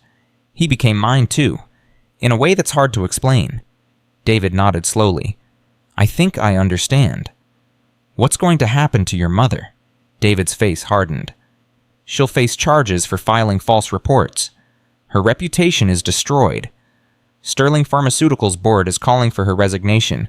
Everything she built is crumbling." "Does that make you happy?" David thought about it for a long moment. "No, it makes me sad. She's my mother. She raised me. She did terrible things, but she's still my mother. I wish she could have seen the truth. I wish she could have just been grateful that Ethan is alive. Maybe someday she will. Maybe, but I'm not counting on it. Caroline joined them. She took Ethan from Maya's arms and held him close. Let's go home, Caroline said. All of us, together. Maya hesitated. I don't want to intrude. You need time as a family. You are the family, Caroline said firmly. You saved my son. You're part of us now, forever. Maya looked at Caroline, at David, at Ethan. She had come to the Sterling house as a maid. She had stayed invisible for months, cleaning floors and dusting furniture and pretending she didn't exist. Now she was family. Life was strange that way. They walked out of the courthouse together. The sun was shining. The air was crisp and clean. It felt like the first day of something new. But as they reached the car, Maya saw something that made her blood run cold. Victoria Sterling was standing across the street. Alone. Her lawyer had left. Her driver had left. Everyone had left. She was just standing there watching them. Maya met Victoria's eyes. For a long moment they stared at each other. Then Victoria turned and walked away. Her shoulders were slumped. Her steps were slow. She looked defeated. But Maya had seen that look before. In the nursery. Right before Victoria made her first phone call to CPS, Victoria Sterling wasn't defeated. She was planning. And whatever she was planning, Maya knew it wasn't over. Not yet. 2 weeks passed after the hearing. 2 weeks of peace. 2 weeks of normalcy. 2 weeks where Maya almost forgot what fear felt like. She had moved into the Sterling mansion at Caroline's insistence. Not as a maid anymore, but as family. She had her own room on the second floor just down the hall from the nursery. She had a salary that made her old wages look like pocket change. She had a purpose. Every morning she fed Ethan. Every evening she held him until he fell asleep. Every day she watched him grow stronger, healthier, more alive. It was everything she had ever wanted, everything she thought she had lost when Marcus died. But Maya couldn't shake the feeling that something was wrong. She saw Victoria's face in her dreams. Those cold eyes watching from across the street. That look of calculation and planning. Victoria Sterling had lost a battle, but Maya knew in her bones that the war wasn't over. On the 15th day, Maya woke up at 3 a.m. to the sound of Ethan crying. She jumped out of bed and ran to the nursery. Caroline was already there, pacing the floor with Ethan in her arms. He won't stop crying, Caroline said. Her voice was ragged with exhaustion. I've tried everything. He won't eat. He won't sleep. He just keeps crying. Maya took Ethan from Caroline's arms. The baby's face was red and scrunched. His cry was strong now, not the weak wail from before, but there was something wrong. Has he been like this all night? Since midnight, I didn't want to wake you, but I don't know what else to do. Maya checked Ethan's temperature. Normal. She checked his diaper. Clean. She tried to feed him, but he turned his head away. This isn't hunger, Maya said. Something else is bothering him. Chiffouille. David appeared in the doorway, his hair disheveled, his eyes puffy with sleep. What's wrong? Is Ethan okay? We don't know. He won't stop crying. David's face went pale. Should we call Dr. Patterson? At 3 a.m. I don't care what time it is. If something's wrong with my son, I want to know. David made the call. Dr. Patterson promised to come first thing in the morning. They spent the rest of the night taking turns holding Ethan. He cried for another hour before finally falling into an exhausted sleep. When Dr. Patterson arrived at 7, Ethan was still sleeping. He seems fine now, the doctor said after examining him. Sometimes babies just have fussy nights. It doesn't necessarily mean anything is wrong. But he wouldn't eat, Caroline said. He always eats. Could be teething, could be a growth spurt, could be nothing at all. Keep an eye on him. If it happens again, bring him to my office. After the doctor left, Maya sat in the nursery with Ethan. Something still felt wrong. She couldn't explain it. Just a feeling in her gut. Her phone buzzed, a text from an unknown number. You think you won? You didn't. This is just the beginning. Maya's blood turned to ice. She showed the text to Caroline. Victoria, Caroline said immediately. It has to be. Should we call the police? And tell them what? That my mother-in-law sent a threatening text. They won't do anything. But we can't just ignore it. Caroline took Maya's hands. We won't ignore it, but we also won't let her terrorize us. That's what she wants. She wants us to be afraid. Maya looked at the text again. Those 8 words that felt like a knife in her chest. This is just the beginning. What did that mean? What was Victoria planning? The answer came 3 days later. Maya was in the kitchen making lunch when the doorbell rang. She went to answer it and found a process server standing on the porch. Maya Johnson. Yes? The man handed her an envelope. You've been served. Maya's hands trembled as she opened the envelope. Inside was a lawsuit. Victoria Sterling was suing Maya for $1 million. The charges were defamation, intentional infliction of emotional distress, and invasion of privacy. Victoria claimed that Maya had stolen her private letters and used them to publicly humiliate her. She claimed that Maya had orchestrated a media campaign to destroy her reputation. She claimed that Maya had caused her severe psychological trauma. Maya read the lawsuit 3 times. Each time her stomach dropped further. $1 million. She didn't have $1 million. She didn't have $100,000. She barely had $10,000 in savings. If Victoria won this lawsuit, Maya would lose everything. Caroline found Maya sitting on the kitchen floor, the lawsuit scattered around her. What happened? What's wrong? Maya handed her the papers without speaking. Caroline read them. Her face went from confused to horrified to furious. That witch! That evil, vindictive witch! She's going to take everything from me. My savings, my future, everything. No, she's not. We'll fight this. David and I will pay for lawyers. We'll find the best attorneys in the country.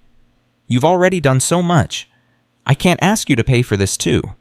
Caroline knelt down beside Maya. You didn't ask. I'm offering. You saved my son's life. I would spend every penny I have to protect you.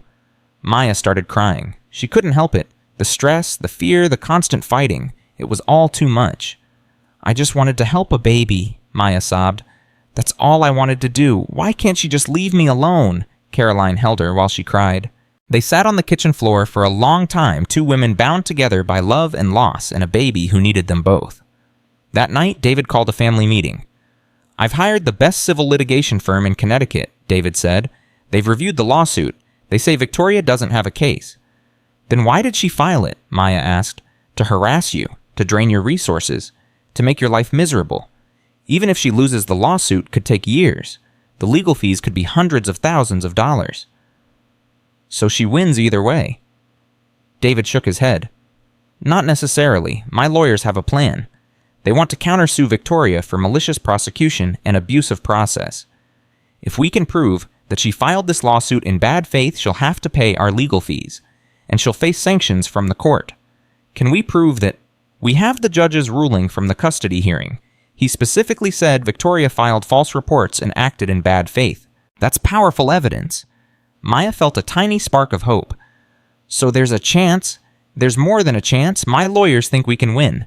Caroline leaned forward. But there's something else we need to discuss. Something that might end this once and for all. What? Going public. Telling our whole story to the media. Everything. Victoria's secret. Rosa Thompson. All of it. Maya's heart started pounding. You want to put this in the news? Victoria already put it in the news when she accused you of assault. She tried to destroy your reputation. Maybe it's time we destroyed hers. David nodded slowly. There's a reporter at the New York Times who's been following the story. She wants to do a feature piece.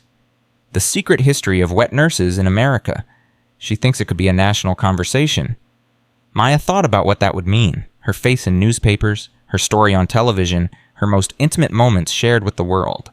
I don't know, Maya said. I'm not sure I want to be famous. You wouldn't be famous, Caroline said. You'd be a symbol of all the women who have been shamed for loving children that weren't their own, all the wet nurses who were hidden and silenced, all the mothers who did what they had to do to save their babies. What about Ethan? What about his privacy? We can protect Ethan. No photos, no names, just the story. Maya was quiet for a long moment. She thought about Rosa Thompson, who had carried her secret for 50 years. She thought about all the women at the courthouse who had stood up and told their truth. She thought about her own mother, who had spent her whole life being invisible. Maybe it was time to be seen. Okay, Maya said. Let's do it. The New York Times article came out 2 weeks later. It was titled, "The Women Who Fed America's Babies, A Hidden History of Sacrifice and Shame."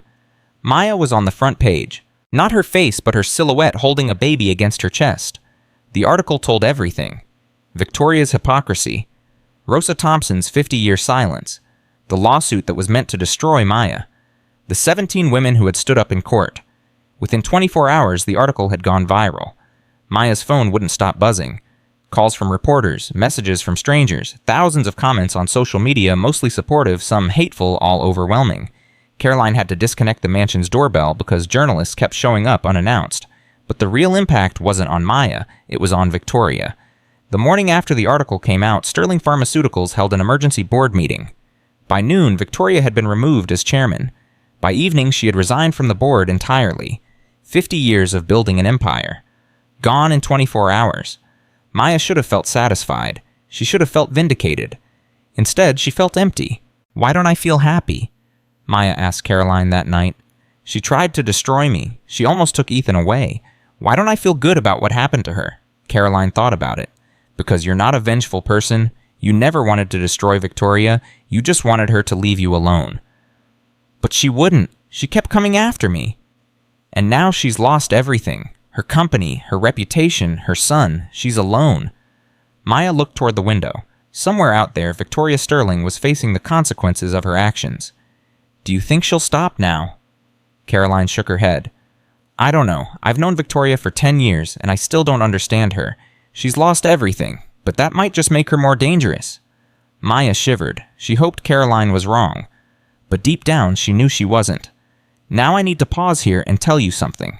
If this story is touching your heart the way it's touching mine, please take a moment to like this video and share it with someone who needs to hear it. These stories take hours to create, and your support means the world to me. Now, let's continue.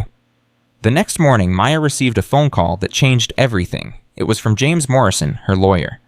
"Victoria wants to meet with you, privately. No lawyers, no family, just the two of you." Maya's heart stopped. "Why?" She didn't say, but she dropped the lawsuit this morning. No explanation, just dropped it. "That doesn't make sense. Why would she drop the lawsuit and then want to meet?" "I don't know, but I think you should consider it." "Are you crazy? She tried to destroy me?" "And now she's lost everything." People change when they lose everything, sometimes for the worse, sometimes for the better. Maya was quiet for a long moment. Every instinct told her to say no. To stay away from Victoria Sterling forever. But something else whispered in her mind. A memory of Victoria's face outside the courthouse. The way she had looked. Defeated, broken. Maybe there was a reason Victoria wanted to meet. Where does she want to do this? Her house? Tomorrow at noon? Her house? I'm not going to her house alone.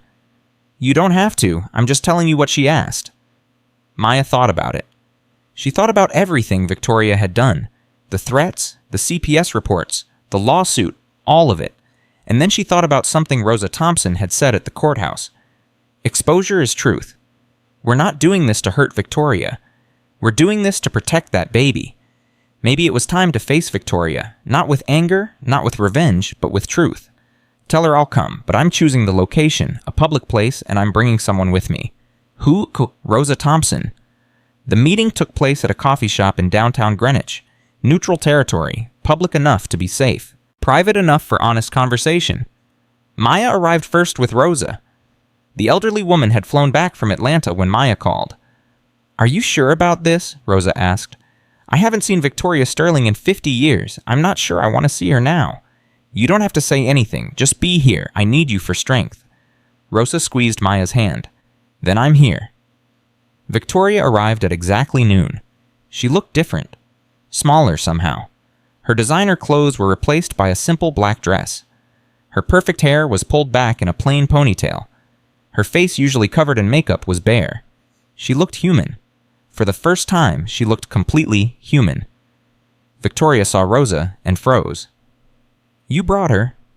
"I did." Victoria stood there for a long moment. Then she walked to their table and sat down. "I suppose I deserve that." "You deserve a lot worse," Maya said.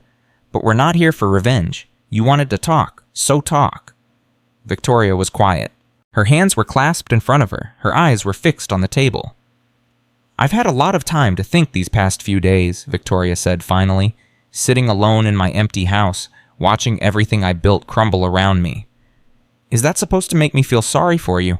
"No, it's supposed to explain what I'm about to say." Victoria looked up. Her eyes were red. She had been crying. "I'm sorry." Maya stared at her. Of all the things she expected Victoria to say, that wasn't one of them. "You're sorry." For everything, for the CPS reports, for the lawsuit, for calling you filthy and contaminated, for trying to destroy your life. Why did you do all of it? Victoria's voice cracked. Because I was afraid. My whole life I've been afraid. Afraid of what people would think. Afraid of losing control. Afraid of the truth. The truth about Rosa. Victoria looked at Rosa for the first time. The two women stared at each other across the table. The truth about everything, Victoria said. When David was born, I couldn't feed him. My milk never came in. The doctor said he would die without intervention. So you hired Rosa.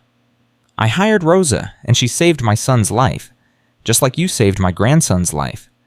Victoria's eyes filled with tears. But instead of being grateful, I was ashamed. I paid Rosa to disappear because I couldn't stand the thought of anyone knowing that I had needed help, that I had failed. You didn't fail, Rosa said quietly. Your body didn't do what you wanted. That's not the same as failing. I know that now, but back then I was young, I was proud. I had built my whole identity on being perfect, being in control, having everything handled. Victoria wiped her eyes. When I found out what Caroline had done, what you had done, it brought back all those feelings. The shame, the fear, the sense of failure, and instead of dealing with them, I lashed out. I tried to destroy you so I wouldn't have to face my own truth. Maya listened. Part of her wanted to believe Victoria. Part of her was still suspicious. Why should I believe you? You've lied about everything. You shouldn't believe me. I haven't earned your trust. I may never earn it, but I had to try to explain. I had to try to make you understand. Understand what? That I'm not evil, I'm just human. I made terrible choices out of fear and shame, and I'm sorry. I'm so deeply sorry. The coffee shop was quiet. The other customers chatted and typed on laptops, unaware of the moment unfolding at this small table in the corner. Rosa reached across the table and touched Victoria's hand. I spent 50 years hating you, Rosa said. 50 years carrying anger and resentment, wondering why you threw me away like garbage after I saved your son. Victoria flinched. I know, and I'm sorry. Let me finish. I spent 50 years hating you. But watching you right now, seeing you stripped of everything you built, I don't feel satisfied. I feel sad. Sad? Sad for the years you wasted protecting a lie. Sad for the relationships you destroyed because you couldn't be honest. Sad for the woman you could have been if you hadn't been so afraid. Victoria started crying openly now. Not the controlled tears she used in public. Real, ugly, broken sobs. I'm 82 years old, Rosa continued. I don't have time for hatred anymore. Life is too short, so I'm going to say something I never thought I would say. She squeezed Victoria's hand. I forgive you. Victoria looked up in shock. What? I forgive you, not because you deserve it, but because I deserve peace. I've carried this weight for 50 years. I'm ready to put it down. Victoria couldn't speak. She just cried and cried, holding Rosa's hand like a lifeline. Maya watched in silence. She didn't know how to feel. Part of her wanted to forgive Victoria too. Part of her wasn't ready. I'm not there yet, Maya said quietly. I can't forgive you, not yet, maybe not ever. You tried to take Ethan away. You tried to destroy my life. Those things don't just disappear because you say sorry. Victoria nodded. I understand. I don't expect forgiveness. I just wanted you to know the truth. And I wanted to tell you something else. What? I'm setting up a foundation, the Rosa Thompson Foundation. It will provide support for mothers who can't breastfeed, donor milk programs, wet nurse networks, education and destigmatization. Maya stared at her. You're doing what? I'm taking everything I have left, all the money, all the resources, and I'm putting it toward helping other women. Women like you, women like Rosa, women who save babies and get shamed for it. Why? Because it's the only way I can think of to make things right.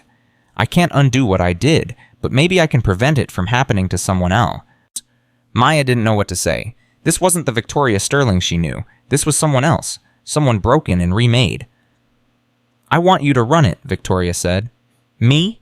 You're the face of this movement now. You're the one who stood up and told the truth. If anyone should be leading this foundation, it's you. Maya felt her head spinning. 3 months ago, she was a maid earning minimum wage. Now she was being offered the chance to run a foundation. I need time to think about it. Take all the time you need. The offer stands.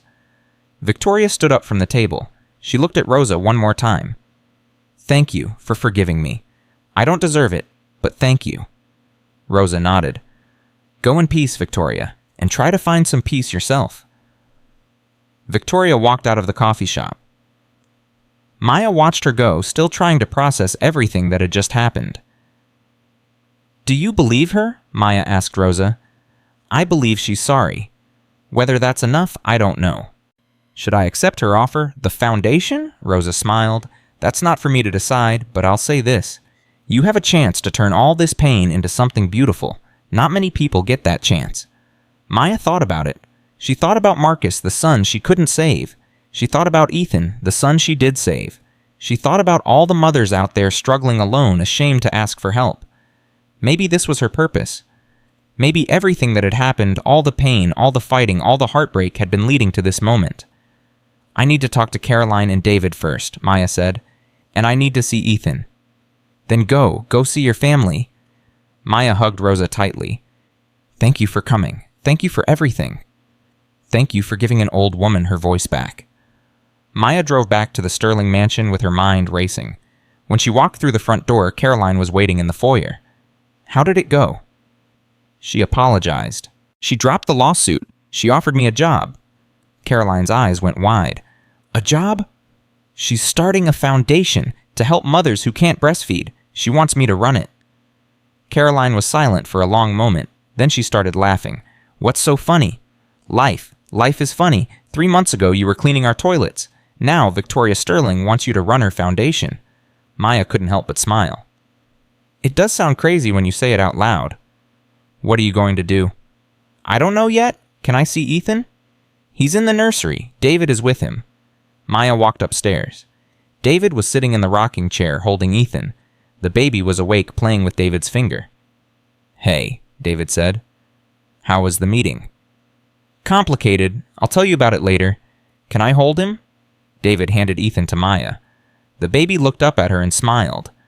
That same smile that had melted her heart from the very beginning. "Hi, little one," Maya whispered. "I missed you today." Ethan grabbed a fistful of Maya's hair.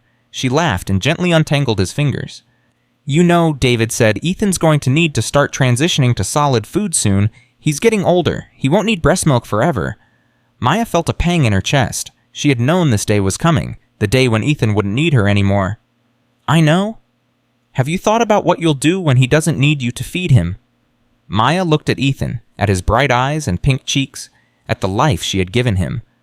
"Victoria offered me a job today, running a foundation, to help other mothers." David raised his eyebrows. "My mother offered you a job. She said she's changed. She apologized for everything." "And you believe her?" "I don't know. Rosa forgave her, but I'm not sure I can." David was quiet for a long moment. Then he said something that surprised Maya. "My mother did terrible things. She hurt you. She hurt Caroline. She hurt this whole family, but she's also the woman who raised me, who sacrificed everything to give me a good life. I don't know how to reconcile those two things." "Maybe you don't have to. Maybe people can be both, good and bad, kind and cruel, all at the same time. Do you really believe that—" Maya thought about it. She thought about her own life, the good choices and the bad ones, the moments of courage and the moments of weakness. "I think I do. I think that's what being human means." Ethan yawned in her arms. His eyes started to close. "He's tired," Maya said. "I'll put him down." She carried Ethan to his crib and laid him gently on his back. He was asleep before she even let go. Maya stood there, watching him breathe. This baby who had changed her life. This baby who had given her a reason to keep living when she thought she had nothing left. She made a decision. She was going to accept Victoria's offer. Not because she forgave Victoria, not because she trusted her, but because this was bigger than both of them. This was about all the mothers out there who needed help, all the babies who needed feeding, all the women who had been shamed for doing what was natural and right. If Maya could use Victoria's money and resources to help them, she was going to do it. For Ethan, for Marcus, for Rosa, for all of them. She walked downstairs and found Caroline and David waiting in the living room. "I've made a decision," Maya said. "I'm going to run the foundation." Caroline smiled. "I thought you might say that. But I have conditions. Victoria doesn't get to control anything.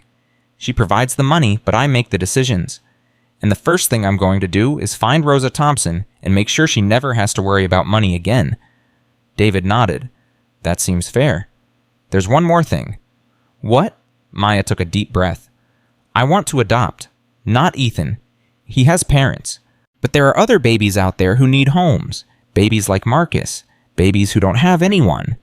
Caroline's eyes filled with tears. "Maya, that's beautiful. It might take years. I might never be approved. But I want to try. I want to give a child what I couldn't give Marcus." David stood up and hugged Maya. "Whatever you need, we're here for you, always." Maya felt the tears coming. She let them fall. For the first time in months, she wasn't crying from sadness or fear. She was crying from hope. That night, Maya sat in her room with Marcus's photo in her hands. "I think I finally understand," she whispered to her son, "why you had to leave. Why I had to go through all that pain." She touched his tiny face in the photograph. "You sent me to Ethan. You sent me to this family. And now you're sending me to help other babies, other mothers. I can feel it." She kissed the photo. "I'm going to make you proud, Marcus. I promise. Everything I do from now on, I do for you." She placed the photo on her nightstand and looked out the window at the stars. Tomorrow would be a new day, a new chapter, a new beginning. But tonight, Maya allowed herself to rest, to feel peace, to believe that maybe, just maybe, the worst was finally behind her. She didn't know that in 3 days she would receive a phone call that would change everything again. She didn't know that Victoria's apology was just the beginning of a much bigger story, and she didn't know that the greatest challenge of her life was still waiting for her. But for now, for this one peaceful night, Maya Johnson slept without nightmares, and that was enough. The phone call came 3 days later, just like fate had planned. Maya was in the nursery feeding Ethan when her phone buzzed. She didn't recognize the number, but answered anyway. "Miss Johnson, this is Margaret Chen from the Connecticut Adoption Services." Maya's heart stopped. She had submitted her application just 2 days ago. She didn't expect to hear anything for months. "Yes, this is Maya. I'm calling because we have an unusual situation. A newborn baby girl was surrendered at Hartford Hospital this morning. The mother was a young woman, barely 20, with no family and no resources. She asked specifically if there was anyone like you who could take her daughter." "Like me? What do you mean?" "She saw the New York Times article. She read your story. She said if anyone could love her baby the way you loved Ethan Sterling, she wanted that person to raise her daughter." Maya couldn't breathe. The room was spinning. "Are you saying you want me to adopt this baby?" "I'm saying the birth mother requested you specifically. Of course, there's still a process, background checks, home visits, legal paperwork, but if you're interested, we can expedite things." Maya looked at Ethan still nursing peacefully in her arms. She thought about Marcus, about the empty nursery in her old apartment, about all the prayers she had whispered into the darkness. "Yes," Maya said. "I'm interested. I'm very interested." She hung up the phone and started crying. Caroline found her 10 minutes later still sitting in the rocking chair, with tears streaming down her face. "Maya, what happened? Is everything okay?" "They found a baby, a little girl. The mother wants me to adopt her." Caroline's hand flew to her mouth. "Oh my God, Maya, that's incredible." "It's terrifying. What if I'm not ready? What if I fail her like I failed Marcus?" Caroline knelt beside the rocking chair. "You didn't fail Marcus. You loved him with everything you had. That's not failure. That's motherhood." "But what if something happens? What if I lose her too?" "Then you'll survive, because that's what mothers do. We love our children knowing we might lose them. We give everything knowing it might break us. And we do it anyway because the love is worth the risk." Maya looked at Ethan, at the baby she had saved, at the child who had saved her right back. "I'm going to be a mother again." "Yes, you are. And you're going to be amazing." The next 2 weeks were a whirlwind. Maya met with social workers. She filled out endless paperwork. She underwent background checks and home visits and psychological evaluations. Through it all, Caroline and David stood by her side. They converted the guest room next to Maya's bedroom into a nursery. They bought a crib, a changing tablecloths, diapers, everything a baby would need. Victoria contributed too. She sent money for the nursery. She used her connections to expedite the legal process. She never asked for credit or acknowledgement. Maya didn't know how to feel about Victoria's help. Part of her still didn't trust the woman. Part of her was grateful. Maybe that was okay. Maybe relationships didn't have to be simple. On the 14th day, Maya received the call she had been waiting for. "Miss Johnson, your adoption has been approved. You can pick up your daughter tomorrow at Hartford Hospital." Maya dropped the phone. She literally dropped it on the floor. Caroline picked it up and finished the conversation. When she hung up, she was crying too. "You did it! Maya, you did it! I have a daughter. I'm going to have a daughter." They hugged each other and cried and laughed and cried some more. That night, Maya couldn't sleep.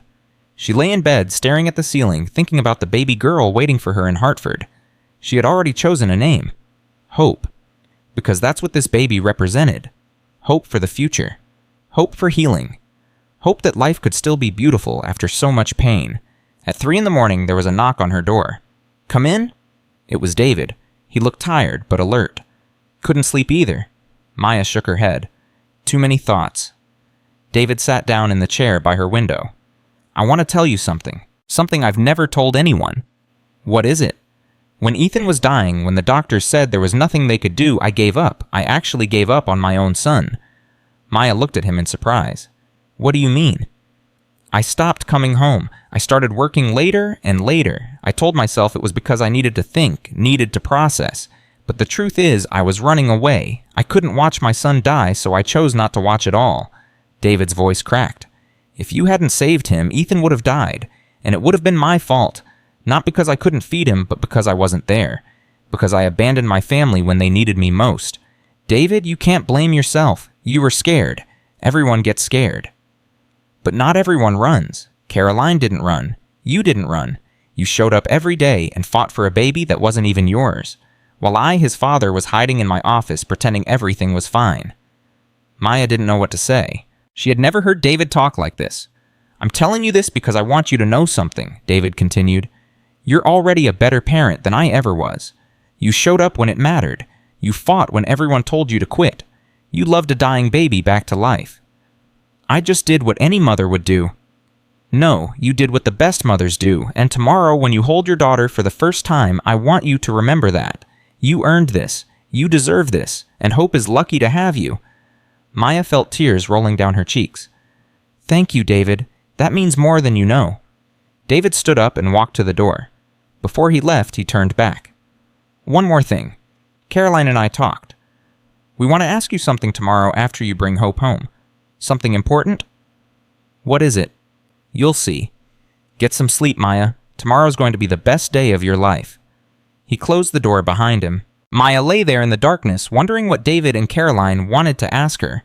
But mostly she thought about Hope, about holding her daughter for the first time, about starting a new chapter in her life. She fell asleep with a smile on her face. The morning came faster than Maya expected. She was up at 5, dressed and ready by 6, pacing the floor by 7. Caroline drove her to Hartford Hospital. They didn't talk much during the ride. There was nothing left to say. Everything that mattered was waiting at the end of the road. When they arrived at the hospital, a social worker met them in the lobby.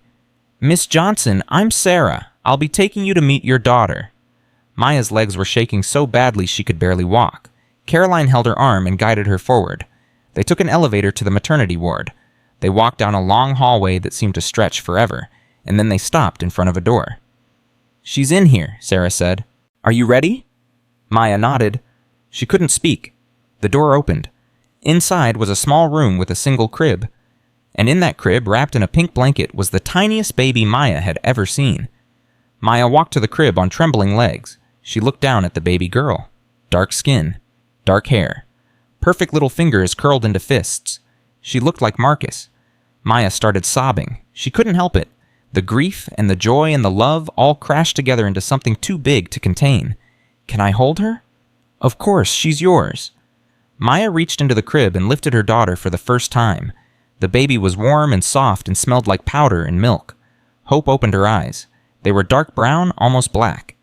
She looked up at Maya with total trust. "Hi, baby girl," Maya whispered through her tears. "I'm your mama. I've been waiting for you my whole life." Hope yawned and closed her eyes. She fell asleep in Maya's arms like she had always belonged there. Caroline was crying too. She took photo after photo, capturing every moment of this miracle. "She's beautiful," Caroline said. "She's absolutely perfect." Maya couldn't respond. She just held her daughter and cried, and thanked God for second chances. Before we continue with the rest of this story, I want to say something. If you've made it this far, if you've stayed with Maya through all the pain and all the triumph, thank you. Thank you for caring about these characters. Thank you for believing in this story. Now let's see how it all ends. They brought Hope home that afternoon. The Sterling mansion had never felt more alive. David was waiting at the door with Ethan in his arms. Rosa Thompson had flown in from Atlanta. Even Victoria was there standing quietly in the corner watching. Maya carried Hope into the house and stopped in the middle of the foyer. "Everyone," she said, "meet Hope, my daughter." Rosa was the first to approach. She looked at the baby with tears in her eye. "She's beautiful, just beautiful." David came next with Ethan. The two babies were only months apart in age. "Ethan, meet your new friend," David said. "You're going to grow up together." Ethan reached out a chubby hand toward Hope. The baby grabbed his finger and held on. Everyone laughed. Even Victoria cracked a small smile. That evening, after everyone had eaten dinner and the babies were asleep, David and Caroline asked Maya to join them in the living room. "We have something to ask you," Caroline said. "Something we've been thinking about for a while." Maya sat down across from them. "David mentioned something last night. What is it?" David and Caroline looked at each other. Then Caroline spoke. "We want to make you Ethan's godmother. Officially. Legally." Maya's heart skipped. "What? You saved his life. You fought for him when no one else could. You're already family, but we want to make it official. If anything ever happens to us," David added, "we want to know that Ethan will be with someone who loves him, someone who will protect him no matter what." Maya felt tears building again. She had cried more in the past month than in the previous decade of her life. "Are you sure? I mean, what about your family, your siblings?" "Our siblings weren't there when Ethan was dying," Caroline said. "You were. You're more family to us than anyone else." Maya looked at these two people who had changed her life, who had given her a home, a purpose, a future. "Yes," she said. "Of course, yes." Caroline jumped up and hugged her. David joined them. They stood there in the living room, three people bound together by a love that transcended blood and background and everything society said should divide them. Victoria watched from the doorway. She didn't say anything. But Maya saw tears rolling down her cheeks. The next morning, Victoria asked to speak with Maya privately. They met in the garden. Victoria looked older than she had a month ago, smaller, more human. "I wanted to give you something," Victoria said. She handed Maya an envelope. Inside was a check for $500,000. Maya's eyes went wide. "I can't accept this." "It's for Hope, for her education, her future, whatever she needs." "Victoria, this is too much." "It's not nearly enough. Not for everything I did to you. Not for everything I put you through." Victoria's voice broke. "I spent 50 years building an empire. I thought that was what mattered. Money, power, reputation. But watching you with those babies, watching you love them with nothing but your heart, I realized I had it all wrong." She took Maya's hand. "You have something I never had. Courage, real courage. The kind that comes from loving someone more than you love yourself." Maya didn't know what to say. "Take the money," Victoria said. "Not as an apology, not as payment, as a gift. From a foolish old woman to a brave young one." Maya looked at the check, at the future it represented. "Thank you, Victoria. Thank you for not giving up on my family, even when I did everything I could to push you away." They stood there for a moment, two women who had started as enemies and ended up as something neither of them had expected. Not friends, not exactly, but not enemies anymore either. Something new. Something that didn't have a name. 6 months passed. The Rosa Thompson Foundation launched to national acclaim. Maya appeared on morning talk shows and evening news programs. She told her story over and over, reaching millions of people who had never heard of wet nurses, who had never questioned the shame, and around breastfeeding, who had never thought about the invisible women who saved countless lives. Letters poured in from around the world, from mothers who had been shamed, from wet nurses who had been silenced, from families who had been helped by strangers. The foundation grew faster than anyone expected. Within a year, they had chapters in 12 states. Within 2 years, they were international. Maya hired Rosa as a special advisor. The 82-year-old woman became the face of the movement, speaking at conferences and universities about her experiences. "I spent 50 years being invisible," Rosa told audiences everywhere. "Maya gave me my voice back. Now I'm using it to make sure no one else has to stay silent." Hope grew healthy and strong. She was a happy baby, always smiling, always reaching for Maya's face. Every morning, Maya would wake up and go to Hope's crib. Every morning, she would lift her daughter and hold her close. "Good morning, beautiful girl. Mama loves you." And every morning, Hope would smile back like she understood. Ethan grew too. He started crawling, then walking, then running through the Sterling mansion with Hope toddling after him. The two children became inseparable. They played together. They ate together. They took naps side by side. Caroline joked that they were raising twins. Maya thought it was more than that. These two children brought together by chance and circumstance were going to change the world someday. She could feel it. 1 year after the adoption, Maya received a letter. It was from Hope's birth mother.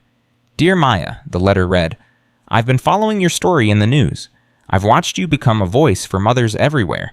I've seen pictures of Hope growing up happy and loved. I wanted you to know that giving her to you was the hardest thing I've ever done, but also the best thing. I was alone and scared, and I had nothing to give her. You have given her everything. Thank you for loving my daughter. Thank you for being the mother I couldn't be. I know she's in good hands. Someday when she's old enough, please tell her that her first mother loved her too, that giving her up wasn't about not wanting her. It was about wanting the best for her. And the best was you." With gratitude, Jennifer Maya read the letter 3 times. She cried each time. She folded it carefully and put it in a box she kept in her closet. The same box that held Marcus's photo and a lock of his hair. Someday when Hope was old enough, Maya would show her the letter. She would tell her the whole story, about her birth mother, about Marcus, about Ethan and the Sterling family and Rosa Thompson and Victoria. She would tell Hope that she was loved by so many people, that she was chosen, that she was wanted. But for now, Hope was too young to understand. For now, all Maya could do was love her, and that was enough. 2 years after everything began, Maya stood in front of a crowd of 500 people at the annual Rosa Thompson Foundation Gala. The ballroom was filled with donors, activists, politicians, and celebrities.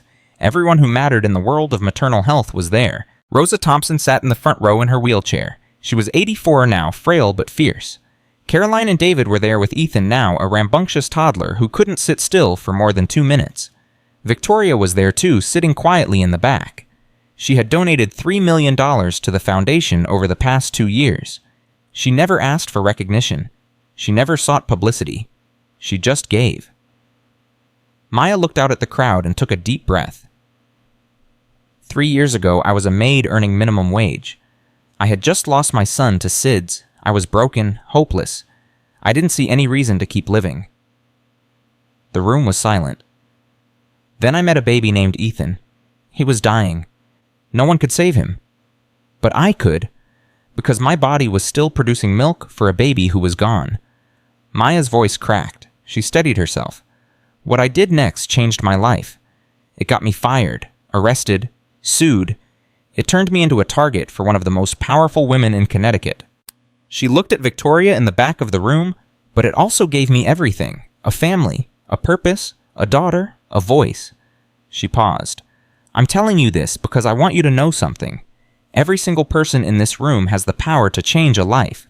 It doesn't require money or connections or special skills. It just requires love. She looked at Rosa. Rosa Thompson loved a baby that wasn't hers. She saved that baby's life, and then she was forced to stay silent for 50 years. She looked at the crowd. There are women like Rosa everywhere. Women who feed other people's babies because those babies need them. Women who love fiercely and completely and never ask for anything in return. Women who have been shamed and silenced and made to feel like what they did was wrong. Maya's voice rose. I'm here to tell you it wasn't wrong. It was never wrong. Feeding a hungry baby is never wrong. Loving a child that needs you is never wrong. Standing up for what's right, even when everyone tells you to sit down, is never wrong. The audience erupted in applause. Maya waited for them to quiet. Tonight, I'm announcing something special. Thanks to a generous anonymous donor, the Rosa Thompson Foundation is establishing a national network of breast milk banks. Every major city in America will have access to donor milk. Every baby who needs it will receive it. No more shame, no more secrets, no more babies dying because their mothers couldn't feed them. The applause was deafening now. People were standing. People were crying. Maya looked at Rosa. The old woman was crying too, her face shining with pride. This isn't my accomplishment, Maya said. This belongs to every woman who ever nursed a baby that wasn't hers. Every mother who did what she had to do to keep a child alive. Every person who chose love over fear. She raised her glass. To Rosa Thompson, to all the women like her, and to the future we're building together. The crowd raised their glasses. To Rosa, Maya stepped down from the podium. Rosa wheeled herself forward and grabbed Maya's hand. You did it, baby girl. You changed the world. Maya knelt beside Rosa's wheelchair. We did it together, all of us. Rosa smiled. It was the most beautiful smile Maya had ever seen. Your Marcus would be so proud of you. Maya felt tears rolling down her cheeks. I hope so. I really hope so. That night after the gala, Maya went home to the Sterling mansion. Hope was asleep in her crib. Maya stood over her, watching her breathe. We did it, baby girl, Maya whispered. We actually did it. Hope stirred in her sleep. Her tiny hand reached out, grasping at nothing. Maya took her hand and held it. I'm going to tell you a story someday. About a maid and a baby and a secret that changed everything. About a woman named Rosa who waited 50 years to tell the truth. About your grandmother Victoria who did terrible things but learned to be better. About your brother Ethan, who you're going to grow up with. About your first mother Jennifer, who loved you so much she gave you away. Hope squeezed Maya's finger. And about your brother Marcus, the baby who came before you. The baby who taught me how to love. The baby who sent me to Ethan, and Ethan sent me to you. Maya bent down and kissed Hope's forehead. You're going to do amazing things, Hope Johnson. I can feel it. You're going to change the world just like all the people who came before you. She stood up and walked to the window. The moon was full. The stars were bright. The world was quiet. Maya thought about everything that had happened. The pain and the joy, the loss and the love, the darkness and the light. She had started with nothing, a broken heart, an empty apartment, a body that still made milk for a baby who was gone. Now she had everything, a daughter, a family, a purpose, a legacy.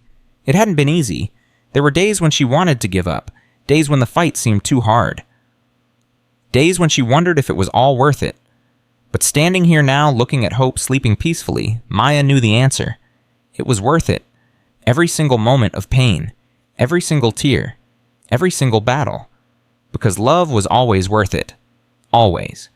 3 years later, Maya stood at the edge of a cemetery in the Bronx. It was the first time she had visited Marcus's grave since the funeral. She had been too afraid before, too broken. But today was different. Today she had brought hope. The little girl was 3 now. She had Maya's eyes and her birth mother's smile. She held Maya's hand as they walked between the headstones. Mama, who are we visiting? Someone very special, baby girl. Someone I want you to meet. They stopped in front of a small headstone. Marcus Johnson, beloved son, gone too soon, forever in our hearts. Maya knelt down beside the grave. She pulled Hope close. This is your brother Marcus. He was my first baby. He died before you were born. Hope looked at the headstone with serious eyes. Is he in heaven? Yes, baby, he's in heaven. Is he happy there? Maya felt tears building. She smiled through them. I think so. I think he's very happy, because he knows that you're here. He knows that Mama has someone to love again. Hope reached out and touched the headstone. Hi, Marcus. I'm Hope. I'm your sister. Maya broke down. She sobbed there in the cemetery, holding her daughter, grieving and celebrating at the same time.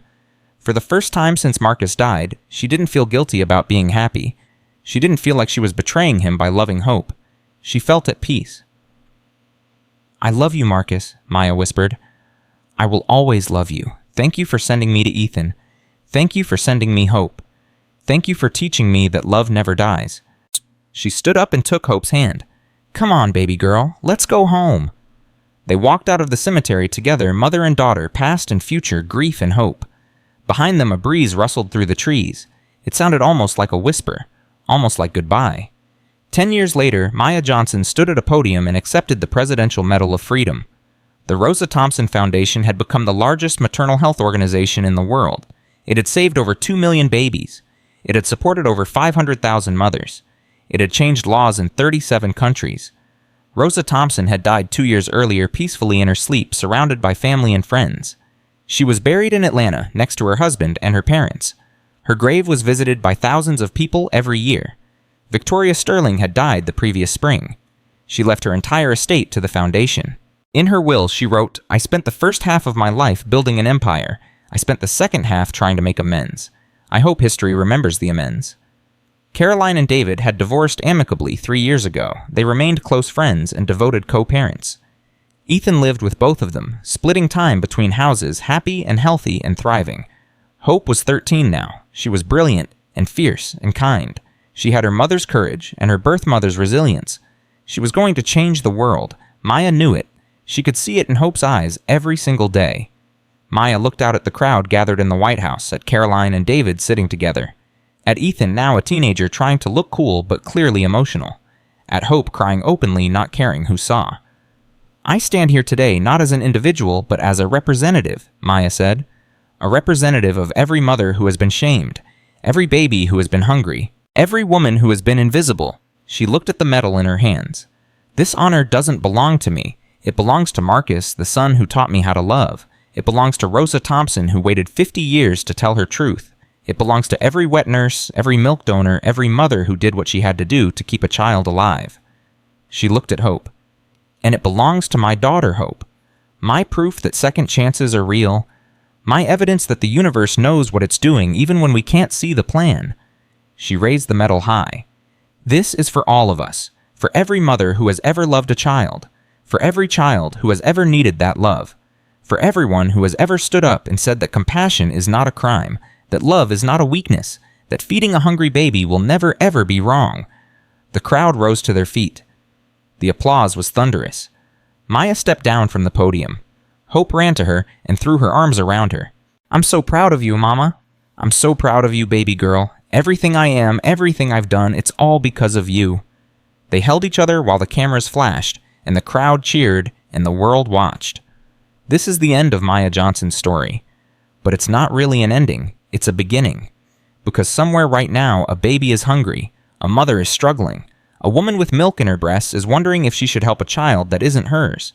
To that woman, Maya would say this: yes, help the child, feed the baby, choose love over fear. The world will tell you that you're crossing a line. Society will tell you that you're overstepping. People in power will try to shame you and silence you and make you feel small. Don't listen to them. Listen to your heart. Listen to that baby's cry. Listen to the voice inside you that knows what's right. Because Maya Johnson was nobody, a maid, a grieving mother, a woman with nothing but a broken heart and a body that still made milk. And she changed the world, not because she was special, not because she was powerful, but because she was brave enough to love. So this is the message that Maya's story teaches us. It's simple, but it's true. Love is never wrong. Compassion is never wasted. And sometimes the most ordinary people do the most extraordinary things. Not because they're heroes, but because they're human. And being human means loving each other, even when it's hard, even when it hurts, even when the whole world tells us not to. That's what Maya Johnson did. That's what Rosa Thompson did. That's what mothers everywhere do every single day. They love, they sacrifice, they fight, and they change the world, one baby at a time. If this story touched your heart, if it made you cry, if it made you think, please share it with someone who needs to hear it. Share it with a mother who's struggling. Share it with a woman who feels invisible. Share it with anyone who has ever been told that their love doesn't matter. Because it does matter. Every act of love matters. And that's the truth Maya Johnson spent her whole life proving. Thank you for watching. Thank you for caring. And remember, feeding a hungry child is never wrong. Loving someone who needs you is never wrong. Being human is never wrong. That is the lesson. That is the legacy. That is the truth that Maya Johnson gave her life to prove, and it will live on forever.